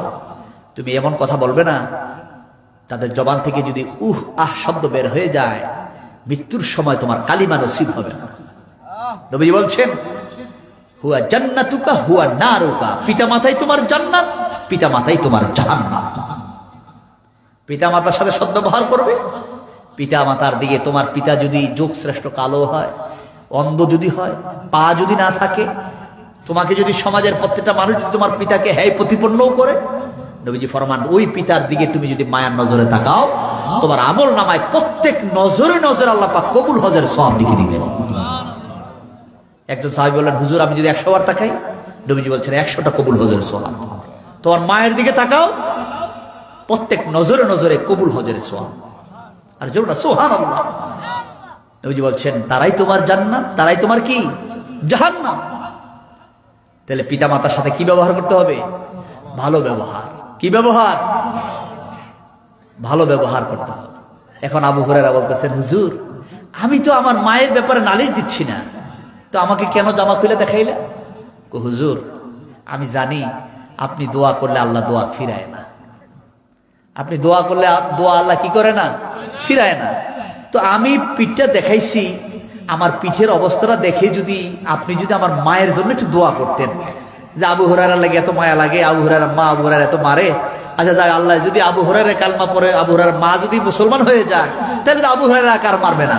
তো এমন একটা কথা যদি আপনার জবান থেকে বের হয়ে যায়, আর আল্লাহ যদি আপনার দোয়াটা কবুল করে নেয়, তাহলে তো আমার জন্য শান্তি হয়ে গেল। জোরে না সুবহানাল্লাহ। তো কৌশল করে যখন নবীজির কাছে কইছেন, নবীজি আল্লাহর কাছে ডাক দিয়ে বলছে, আল্লাহ, আবু হুরায়রার মারে তুমি ইসলামের মধ্যে দীক্ষিত করে দাও। এই কথাটা শুধু নবীজি বলতেছেন, আবু হুরায়রা দৌড়াইতেছেন। আবু হুরায়রা খুব নরম সাহাবী, কখনো কোনোদিন কারোর সঙ্গে উচ্চ আওয়াজে কথা বলে নাই, শরীরটাও নরম। হাদিস শরীফের মধ্যে আছে বিড়ালের শরীরটা যেমন নরম, আবু হুরায়রার শরীরটাও কি নবীজি আবু হুরায়রা নাম ছিল আব্দুর রহমান, আর কুনিয়াত নাম হলো আবু হুরায়রা। আবা হুরায়রা বলছেন, বিড়ালের বাপ বলছেন। এখানে অনেক ঘটনা আছে। আবু হুরায়রা তার শরীরটা এত নরম, পানির ছোট্ট ড্রেন দিয়ে তার শরীরটাকে নরম করে সে ড্রেন দিয়ে ভিতরে ঢুকে যেতে পারতেন। তাহলে কেমন নরম ছিলেন এই নরম সাহাবিটা। কখনো কাউকে গালমন্দ করে না, উচ্চ আওয়াজে কথা বলে না, কারোর সঙ্গে ঝগড়া করে না। এখন ওই আবু হুরায়রা নবী যখন দোয়া করছেন, আবু হুরায়রা বাড়ির দিকে দৌড় মারছেন। বাড়ির দিকে কি দিছেন? দৌড় দিছেন। তখন পিছনের অন্য সাহাবীরা চিন্তা হলো আবু হুরায়রা কোনোদিন কাউকে গালমন্দ করে না, কারোর সঙ্গে মন্দ কথাও বলে না। এখন আবু হুরায়রা কেন বাড়ির দিকে দৌড় দিলেন? আবু হুরায়রার পিছনে জামার মধ্যে টান দিয়ে ধরছেন। কি ব্যাপার আবু হুরায়রা, কোনো বিপদ নাকি? আবু হুরায়রা বললেন, না আমার জামা ছেড়ে দাও, বিপদ না। নবীজি আমার মায়ের জন্য দোয়া করছেন, দেখি আমার নবীর দোয়াটা কেমন কার্যকর হয়েছে, দেখি তো আমার মার অবস্থাটা গিয়ে দেখার জন্য আমি দৌড়াইতেছি। সুবহানাল্লাহ। আবু হুরায়রা বলেন, আমি দৌড়ে বাড়িতে গিয়ে দেখি আমার মা আমার বাড়িতে পৌঁছার আগেই গিয়ে দেখি আমার মা গোসল করে পবিত্র হয়ে বলতেছেন, মা। যখন আমি আম্মাকে ডাক দিছি, তখন আবু হুরায়রা বলতেছেন, আমাকে বাবা বলে এমন সুন্দর করে আওয়াজ দিয়ে বলছেন, বাবা তুমি নবীজির দরবার থেকে আসছো, আমাকেও নবীজির দরবারে নিয়ে যাও। আমি তো কিছুক্ষণ আগে নবীকে না দেখেই কালিমা পড়ে মুসলমান হয়ে গেছি। আর জোরটা সুবহানাল্লাহ। কেমন নবী, যে নবীর দোয়া আল্লাহর দরবারে কি হয়ে যায়? কবুল হয়ে যায়। জোরটা সুবহানাল্লাহ। আর জোরটা সুবহানাল্লাহ। যা হোক, অল্প আলোচনা করবো খেয়াল করেছিলাম, অনেক কথা বলে ফেলেছি। আল্লাহ যেন আমাদের সকলকে বুঝার মতো, বিশ্বাস রাখার মতো তৌফিক দান করেন। আমরা সকলে বলি আমিন। আরেকবার বলি আল্লাহুম্মা আমিন। বিশেষ করে আল্লাহর ওলিদের সহবতে কেন যাবেন? তাদের সংস্পর্শে কেন যাবেন? এই পৃথিবীর জমিন তো থাকার নয়।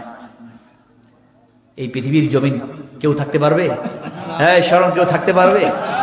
কোনো সুযোগ নাই থাকার, চলে যাব। কিন্তু এই পৃথিবীর জমিনে ওয়াজ হচ্ছে, আলোচনা হচ্ছে, ইউটিউবে আলোচনা শুনতেছেন, কত রকমের আলোচনা। কিন্তু মানুষ তো দিন দিন অন্যায় শুধু করতেছে, অন্যায় থেকে তো বাঁচতেছে না। কিন্তু আল্লাহ পাক কোরআনের মধ্যে বলছেন, বাঁচবে তখনই যখন তার দিলটা পবিত্র হবে। দিলটা কি হবে? এই জন্য আল্লাহ পাক কোরআনের ভাষায় বলছেন, ইয়াউমা লা ইয়ানফাউ মালু ওয়ালা বানুন ইল্লা মান আতাল্লাহা বিকলবিন সালিম। ওই দিন তোমার কোনো কিছু উপকার আসবে না। আজকে আপনার মৃত্যুর বিছানায় শুয়ে যান, আপনার ছেলে মেয়ে কান্নাকাটি করতে পারবে, কিন্তু শুধু বিছানায় শুয়ে যাবেন, কানবে, চিকিৎসা করবে, কিন্তু আপনাকে কি বাঁচাতে পারবে? চেষ্টা করতে পারবে। এরপর আপনি যখন দুনিয়া থেকে চলে যাবেন, আপনার কাছের মানুষগুলোই আপনাকে তাড়াতাড়ি গোসল করবে, আপনার কাফনের কাপড় পরাই দিবে, শরীরের কাপড় চোপড় খুইলা সাদা মার্কিনের কাপড় পরাইয়া আপনাকে 3.5 হাত মাটির মধ্যে শোয়া দিয়ে, উপরে বাঁশের ছানি দিয়ে, সুন্দর করে মাটি দিয়ে, হাজার হাজার মন মাটি দিয়ে চাপা দিয়ে চলে আসবে। 4-5 দিন, সপ্তাহ খানেক, 15 দিন, মাস, 40 দিন, এইভাবে কিছুদিন কান্নাকাটি করার পরে বছর যখন চলে যাবে, দুনিয়ার মতো, দুনিয়ার মোহে পড়ে, দুনিয়ার সৌন্দর্যে পড়ে আমরা আবার দুনিয়ায় মুগ্ধ হয়ে যাব। আমি যে চলে গেলামই তো, আমি তো কবরে ঠিকই শুয়ে রইলাম, আমার খবর আর কেউ নিবে নাকি? তাহলে আল্লাহ পাক বলছেন, ওই দিন তোমার একমাত্র উপকার আসবে, ইল্লা মান আতাল্লাহা বিকলবিন সালিম। তুমি যদি একটা নিরাপদ কলব নিয়ে আসতে পারো, সুস্থ দেহ নিয়ে যদি, সুস্থ কলব নিয়ে যদি আসতে পারো, এই কালবের পরিশুদ্ধির জন্যই আল্লাহ পাক কোরআন ভাষায় বলছেন, ওই কালবের পরিশুদ্ধিটা কিভাবে করবেন? এই জন্য কোরআনে অন্য জায়গায় বলছেন, قد أفلح من زكاها وقد خاب من دساها। তারাই তো সফল কাম, যাদের দিলটা পবিত্র, তারা সফল কাম হয়ে গেল। আর যাদের দিলটা পবিত্র হতে পারে নাই, তাদের মতো লাঞ্ছিত, অপমানিত আর কেউ হইতে পারে না। তাদের মতো অপমানিত আর কেউ হইতে পারে না।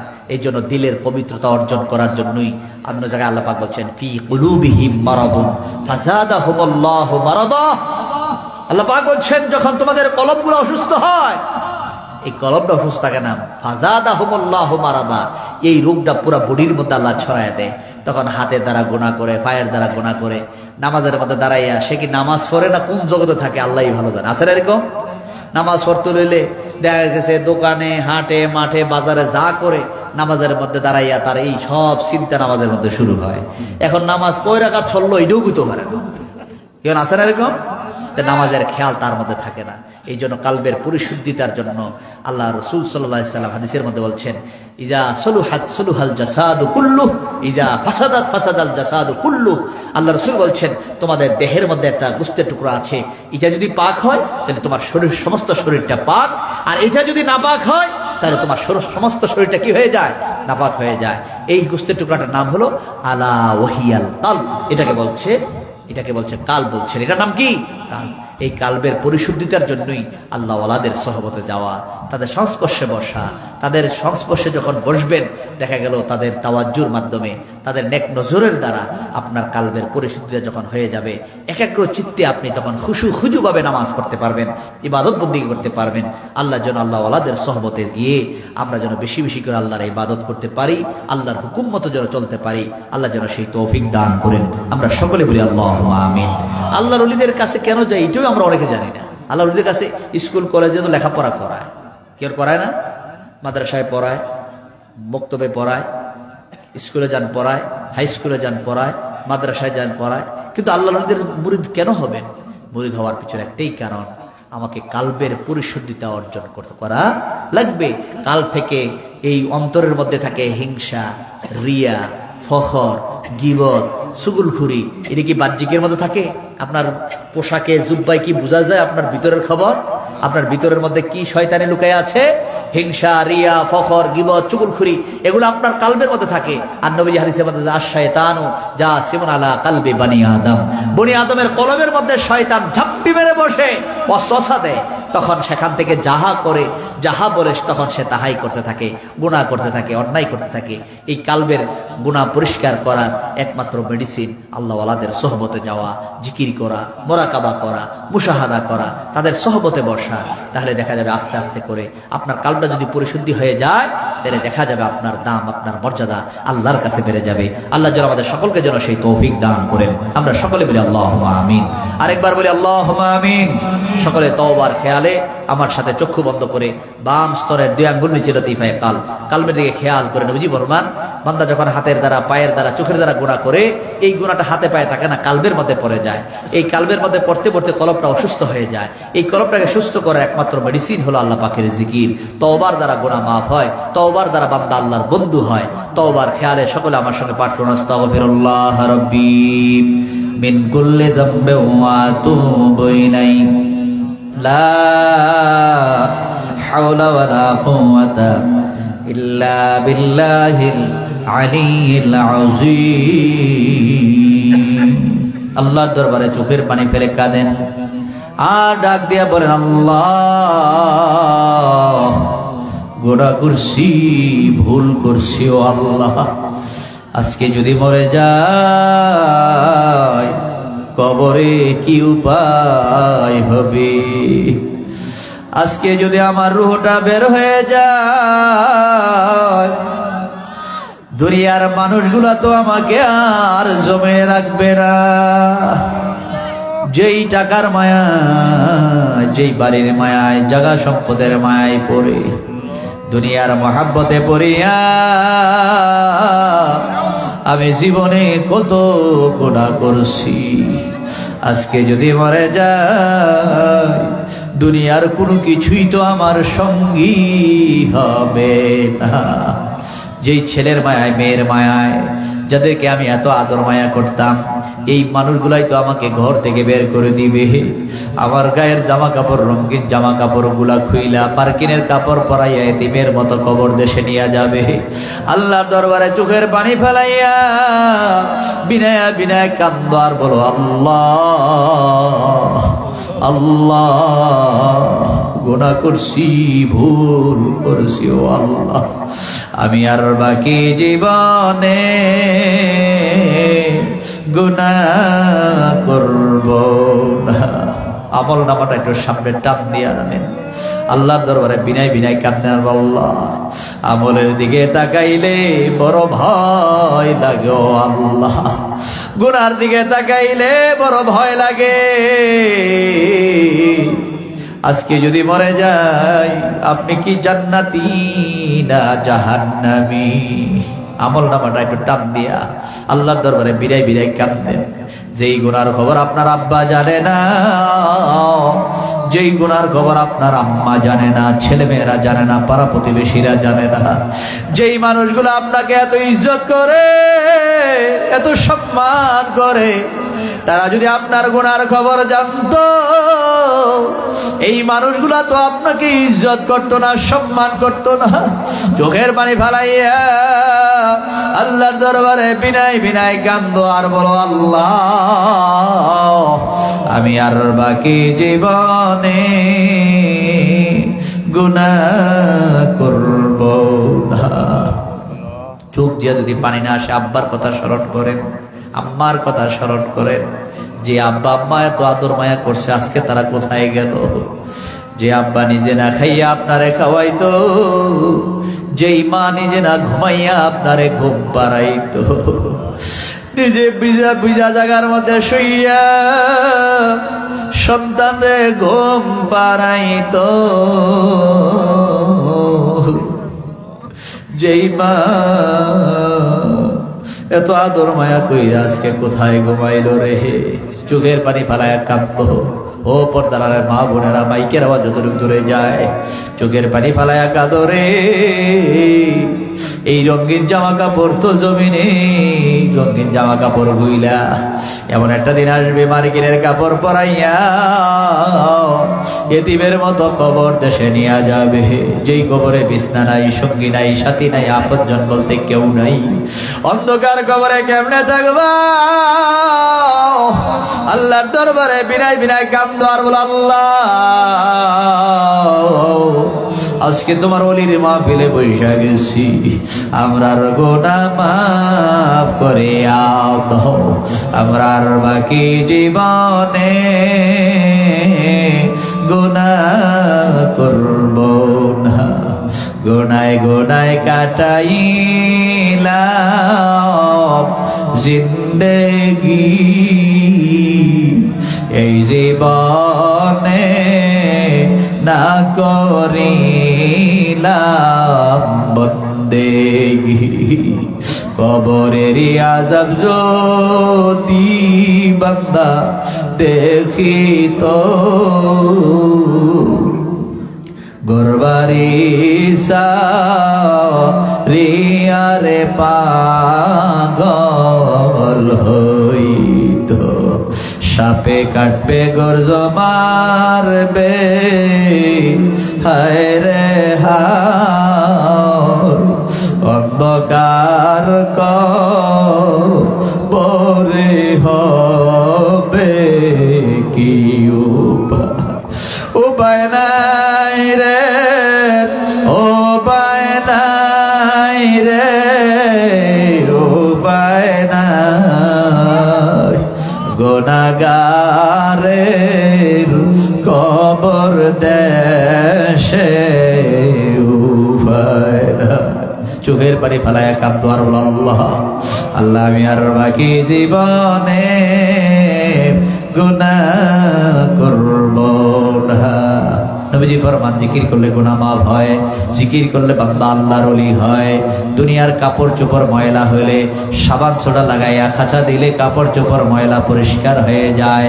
কালবের ময়লা পরিষ্কার করার একমাত্র মেডিসিন হলো আল্লাহ পাকের জিকির।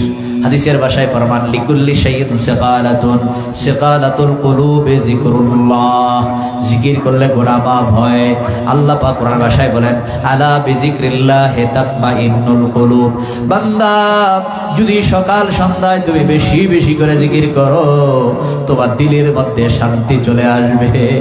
এই জন্য আল্লাহ পাক কোরআন ভাষায় বলছেন, ইয়া আইয়ুহাল্লাযীনা আমানুযকুরুল্লাহা যিকরান কাসীরা ওয়াসাব্বিহুহু বুকরাতাও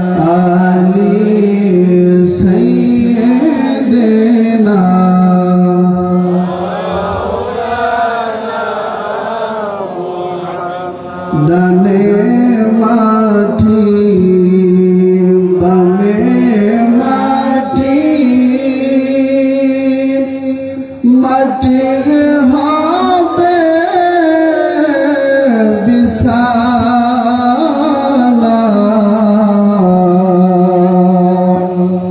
উপরেতে বাঁশের ছানি এই তো ঘরের নমুনা আল্লাহুম্মা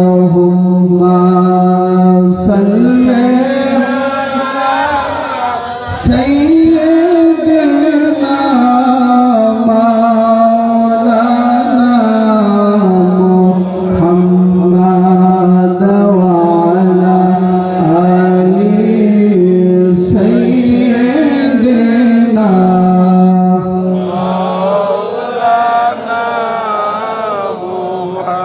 আসুন আমরা নবীজিকে দাঁড়ায় সালাম জানাই ইয়া নবী সালাম আলাইকা ইয়া রাসূল সালাম আলাইকা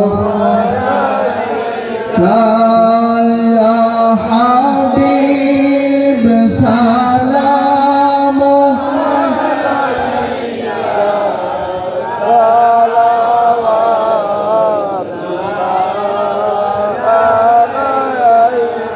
سيدي يا رسول الله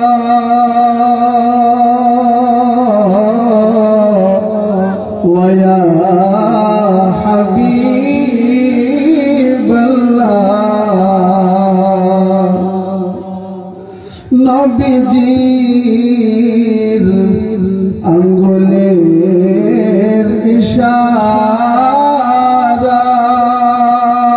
ইশারায় আকাশের চন্দ্র দুবাগ হয়ে যায় পাথরের জবান খুলে যায় কালিমার আওয়াজ শোনা যায় ইয়া নবী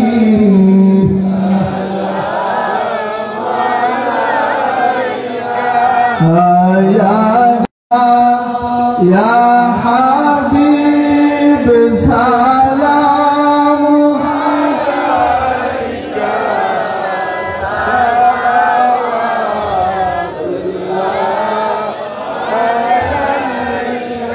سيدي يا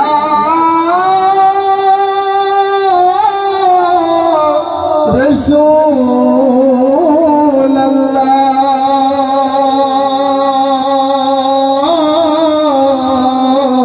الله ويا حبيب الله কেমন জানি মক্কা মদিনা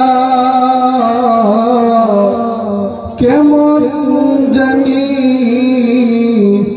আপনার রোজা সাধ্য নাই যাইতে পারি না নবী নিয়ে যান সুনাম ইয়া হাবিব সালাম আলাইকা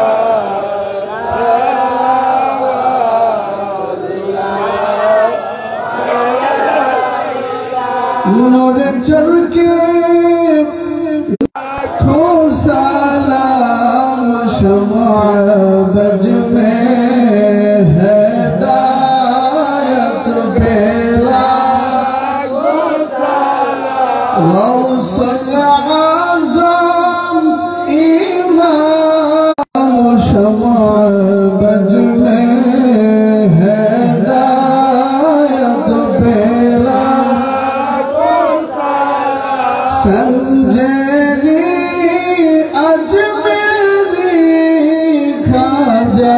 غریب نواز اسماعیل الدین ملی الرحمن سیدی مرشدی قبل حبیب الرحمن رونق مولا بجماله كشف الدجى بجماله حسنت جميع خصاله صلوا عليه وآله সকলে একটু নিজ দায়িত্বে কাতারবদ্ধ হয়ে বসুন।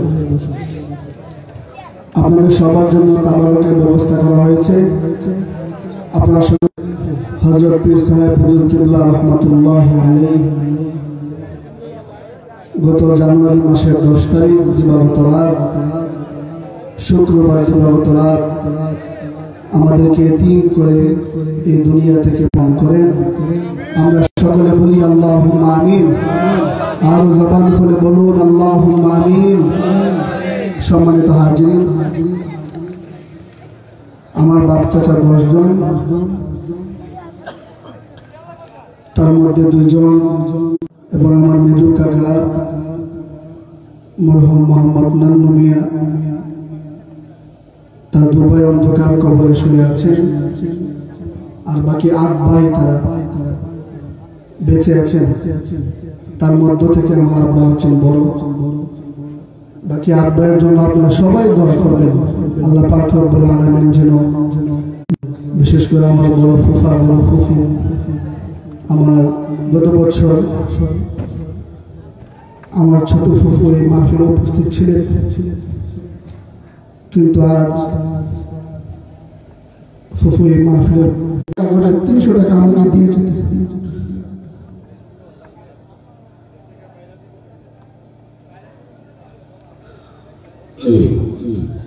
তার মধ্য থেকে যখন বড় ফুফুকে হারিয়ে ফেললাম, তখন মনে করলাম যে আমার তো আমার মজা খাওয়ার টাকাটা আমার দিতে মনে নেই।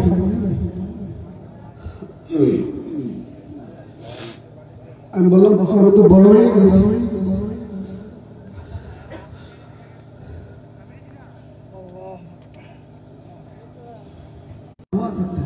দুইটা দোয়া আমি হারিয়ে ফেলেছি। আমার মেজু ফুফু এখনো বেঁচে আছেন এবং মেজু ফুফা প্যারালাইজড অবস্থায় দীর্ঘদিন যাবৎ বিছানায় শুয়ে আছেন। আমার মেজু ফুফার জন্য সবাই খাস করে দোয়া করবেন। আল্লাহ পাক যেন হায়াত দান করেন এবং বিশেষ করে আপনারা শুনে খুশি হবেন, আমার আব্বাজান হুজুরের কাছে 5 লাখ টাকা জমা দিয়েছেন, মক্কা মদিনায় যাবেন। আমার আব্বার জন্য খাস করে দোয়া চাই। আব্বা যেন মক্কাতুল মুকাররমা মদিনাতুল মুনাওয়ারা সফর শেষ করে যেন সুস্থতা শরীর নিয়ে যেতে পারে, আবার যেন সুস্থ হয়ে আমাদের মাঝে আসতে পারে।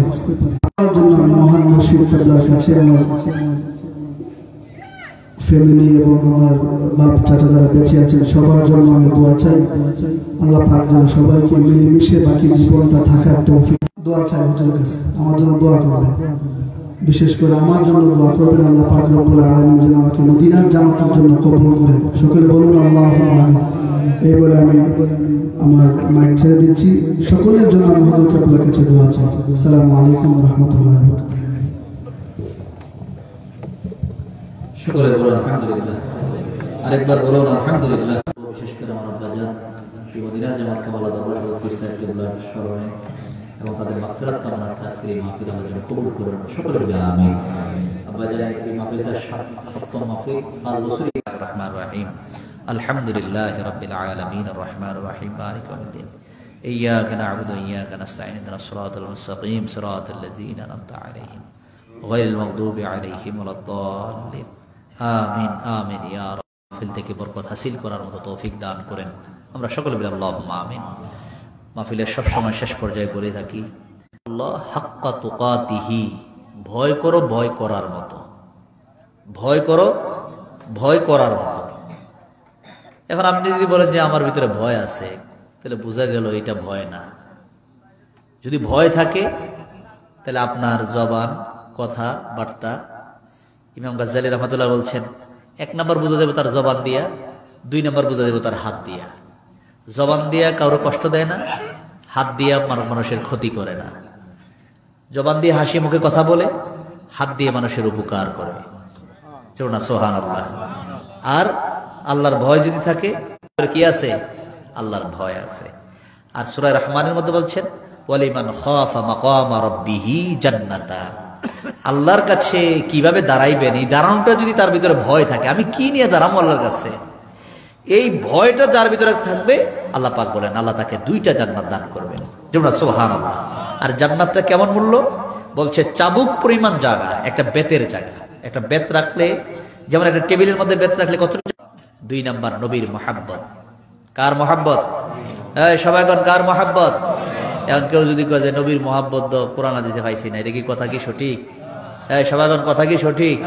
এটার আলোচনা যদি করি তাহলে মহাব্বতের আলোচনা পৃথিবীর জমিনে, হাদিস শরীফের মধ্যে একটা ছোট্ট একটা হাদিস, লা ইউমিনু আহাদুকুম, কেউ ইমানদার না। নবীজি বলতেছেন লা ইউমিনু আহাদুকুম, কেউ ইমানদার না। হ্যাঁ ইমানদার, হাত্তা, হ্যাঁ ইমানদার, যতক্ষণ পর্যন্ত আকুল ঈমান, রাসূলকে ভালোবাসার নাম কি? ঈমান। তাহলে পাইলাম কয়টা? 2টা। একটা হলো আল্লাহর ভয়, 2 নাম্বার কি? নবীর ভালোবাসা। 3 নাম্বার একটু আগে আলোচনা করেছি, পিতামাতার খেদমত। 3 নাম্বার কি? পিতামাতার খেদমত। একজন সাহাবী বলেন হুজুর আমি খেদমত করবো কার? নবীজি বলছেন তোমার মায়ের। এরপর ইয়া রাসূলুল্লাহ আমি খেদমত করবো কার? তোমার মায়ের। আবার বলছেন কার? নবীজি বলছেন তোমার মায়ের। ছোট দিয়ে যদি তার পিতামাতার খেদমত করে, যদি তার চামড়া ছিলে যদি মা বাবার খেদমত করে, ছিলে যদি যায়, এরপরও পিতামাতার হক সে আদায় করতে পারবে না। তাহলে পিতামাতার কি খেদমতের কথা আল্লাহ রাসূল বলছেন। তাহলে পিতামাতার খেদমত করা লাগবে। তাইলে আল্লাহ রাসূল বলছেন তারাই তোমার জান্নাত, তারাই তোমার কি? জাহান্নাম। এই পিতামাতার খেদমত করতে ওয়াকাদা। তখন আপনারা যখন একটু বড় হন, তখন আপনার ছেলেরে যদি আব্বাই কয় ফুতিরে কি রে, তুমি বুড়ো হইছো এখনো ডিসির না, হ্যাঁ আসেন এরকম কই না? কারণ আসেনি বুঝাই কইতে রাজি না, কারণ জিগাইলে যেমন একটা সে 2টা থাকে। এই জন্য পিতামাতার সাথে বলছেন হাসি মুখে কথা বলো, উত্তম ব্যবহার করো। তাহলে পাইলাম কয়টা? 3টা। আল্লাহর ভয়, যে আমি খারাপ হতে পারি কিন্তু আমার বন্ধু একটা ভালো মানুষের সাথে, আমার সম্পর্ক একটা ভালো মানুষের সাথে, আমার আন্তরিকতা থাকবে একটা ভালো মানুষের সাথে। আল্লাহ পাক বলছেন তুমি আউলিয়া, বন্ধু বানাও, একটা ভালো মানুষকে তুমি বন্ধু বানাও। আল্লাহ যেন আমাদের সকলকে এই 4টা জিনিস ধরে রাখার, করার মতো, গুনাহ থেকে বাঁচার মতো আল্লাহ যেন আমাদের সকলকে নামাজি বানাইয়া দেন। প্রত্যেকের ছেলে মেয়েগুলা যেন নামাজি বানাইয়া দেন। মা বোনগুলাকে যেন আবেদা জাহেদা সালেহা বানাইয়া দেন। আল্লাহ যেন সকলকে কবুল করে। আমরা সকলে বলি আল্লাহুম্মা আমিন। এখন দোয়া হবে, সকলে দোয়ায় শরীক হন। আপনি একটু কথা বলবেন? আল্লাহ গভীর রাত্রিতে তোমার একদল আশিকিন জাকিরিন মুহিব্বিন বান্দাগুলাকে নিয়ে মাইকের আওয়াজ যতটুক দূরে যায়, পর্দার আড়ালের মা বোনেরা যে যেখান থেকে আমার সঙ্গে হাত উঠাইছে, আল্লাহ আয় আল্লাহ আমাদের সকলের জীবনের গুনাহ খাতা মাফ। আল্লাহ যাওয়ার মতো রাস্তা নাই, চাওয়ার মতো আর কেউ নাই।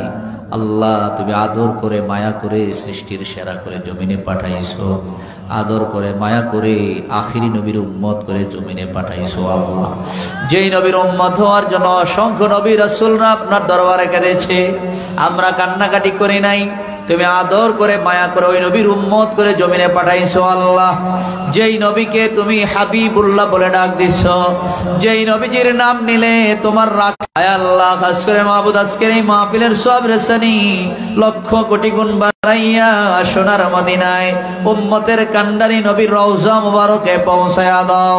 আওলাদের রাসূল উম্মাতুল আল্লাহ মরহুম মুহাম্মদ লাল মিয়া সর্দার, তার ছেলে শাহনওয়াজ, আল্লাহ নান্নু মিয়া রুহের মাগফিরাত কামনার্থে আজকের মাহফিল আল্লাহ তাদের পাক রুহে পৌঁছায়া দাও। আল্লাহ তাদের বংশধর আপনজন যারা কবরে, আল্লাহ প্রত্যেকের পাক রুহে পৌঁছায়া দাও। আল্লাহ আমরা যারা হাত উঠাইছি, আমাদের মধ্যে অনেকের আব্বা জমিনে কবরস্থানে, আমাদের আপনজন গুলা যারা মাটির জমিনকে ফুলের বাগান বানাইয়া শুয়ে গেছো, আল্লাহ আল্লাহ তারা কবর দেশে কোন হাত বানায়া দাও। আল্লাহ রাত্র যত গভীর হয় দুনিয়ার কোলাহল গুলা বন্ধ হয়ে যায়, দোকানপাট বন্ধ হয়ে যায়, রাস্তাঘাটে গাড়িগুলা বন্ধ হয়ে যায়, হাটে মাঠে বাজারে যাও, উদউনি আস্তাজিব লাকুম, বান্দা তুমি যদি আমারে ডাকো তোমার ডাকে আমি সাড়া দেওয়ার জন্য প্রস্তুত রেডি হয়ে আছি। আল্লাহ গভীর রাত্রিতে তোমার কাছে দুখানা ফরিয়াদের হাত উঠাই দিছি। আল্লাহ, আয় আল্লাহ তুমি যদি ফিরাইয়া দাও আমরা কার কাছে যাব? যাওয়ার মতো তো রাস্তা নাই, চাওয়ার মতো তো আর কেউ নাই। দুনিয়ার ভিক্ষুক যদি এক ঘরে ভিক্ষা না পায়, হাজার ঘরে ভিক্ষা চাওয়ার আশা নিয়ে ঘুরতে থাকে। সন্ধ্যা হলে দেখা যায় কিছু না কিছু নিয়ে তার বাড়ি ফিরে যায়।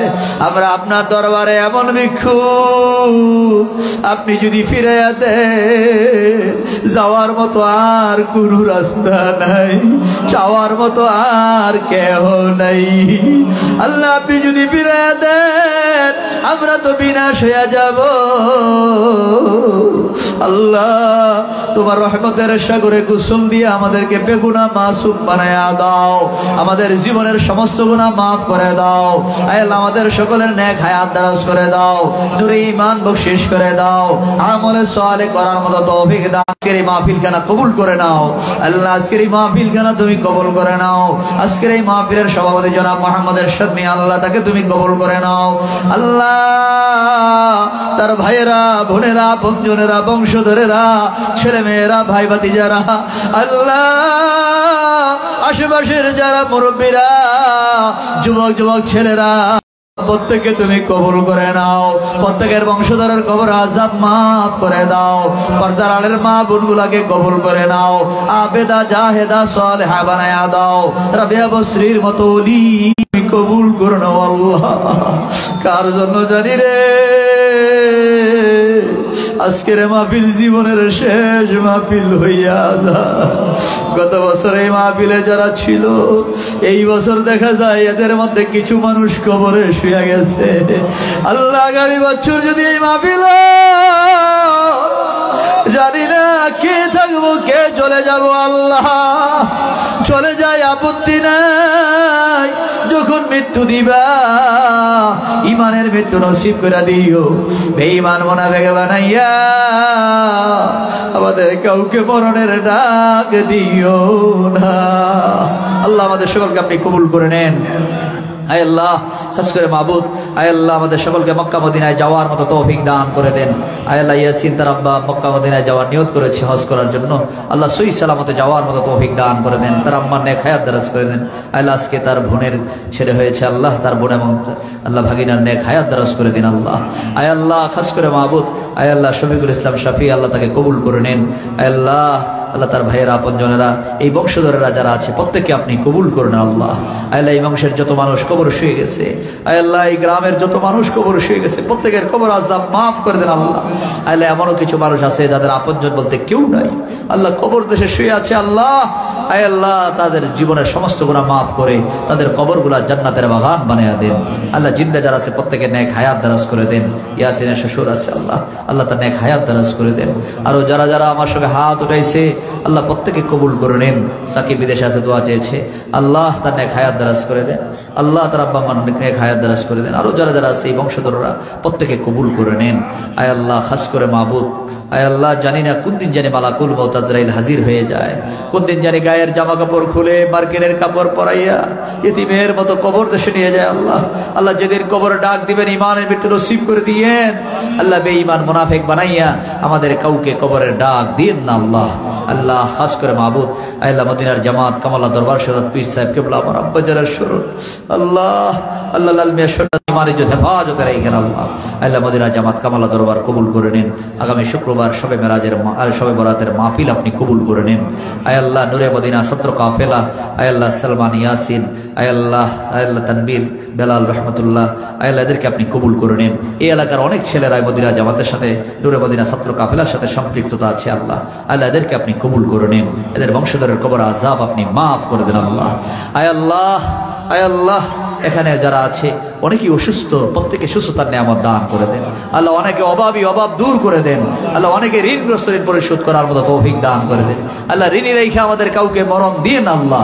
আল্লাহ ঋণী রেখে আমাদের কাউকে মরণ দিয়েন না আল্লাহ। আয় আল্লাহ, যখন মৃত্যু দিবেন ইমানের মৃত্যু নসিব করে দিয়েন আল্লাহ। বেঈমান মুনাফিক বানাইয়া ঋণগ্রস্ত রেখে আমাদের কাউকে মরণ দিয়েন না আল্লাহ। হাসবুনাল্লাহু ওয়া নি'মাল ওয়াকিল, নি'মাল মাওলা ওয়া নি'মান নাসির। আল্লাহ পর্দার মামগুলোকে আবেদা, জাহেদা, সলেহা বানায়া দেন। রাবিয়া বসরির মতো উলি বানায়া দেন। খাতুনে জান্নাত মা ফাতেমাতুজ জোহরার সঙ্গে এক জান্নাতের জান্নাতি হইতে পারে সেই তৌফিক দান করে দেন আল্লাহ। এই বংশের অনেকেই বিদেশে আছে, দোয়া চাইছে আল্লাহ তাদেরকে আল্লাহ আল্লাহ সমস্ত বালা মুসিবত থেকে আপনি হেফাজতে রাখেন আল্লাহ। আপনজনদেরকে ছেড়ে বিদেশের জমিনে আছে আল্লাহ, তাদের উপরে আপনি জামিনার জিম্মাদার হয়ে যান। সমস্ত বিপদ আপদ থেকে আপনি হেফাজতে রাখেন আল্লাহ। লাইভের মাধ্যমে অনেকেই দূর দূরান্ত থেকে এই মোনাজাতে শরীক হয়ে গেছে আল্লাহ। প্রত্যেককে আপনি কবুল করে নেন আল্লাহ। প্রত্যেকের উপর আপনার খাস রহমত নাজিল করে দেন আল্লাহ। হাসবুনাল্লাহু ওয়া নি'মাল ওয়াকিল, নি'মাল মাওলা ওয়া নি'মান নাসির। রব্বানা تقبل منا إنك أنت السميع العليم وتب علينا إنك أنت التواب الرحيم. ربنا تقبل منا بحق لا إله إلا الله محمد رسول الله صلى الله عليه وسلم.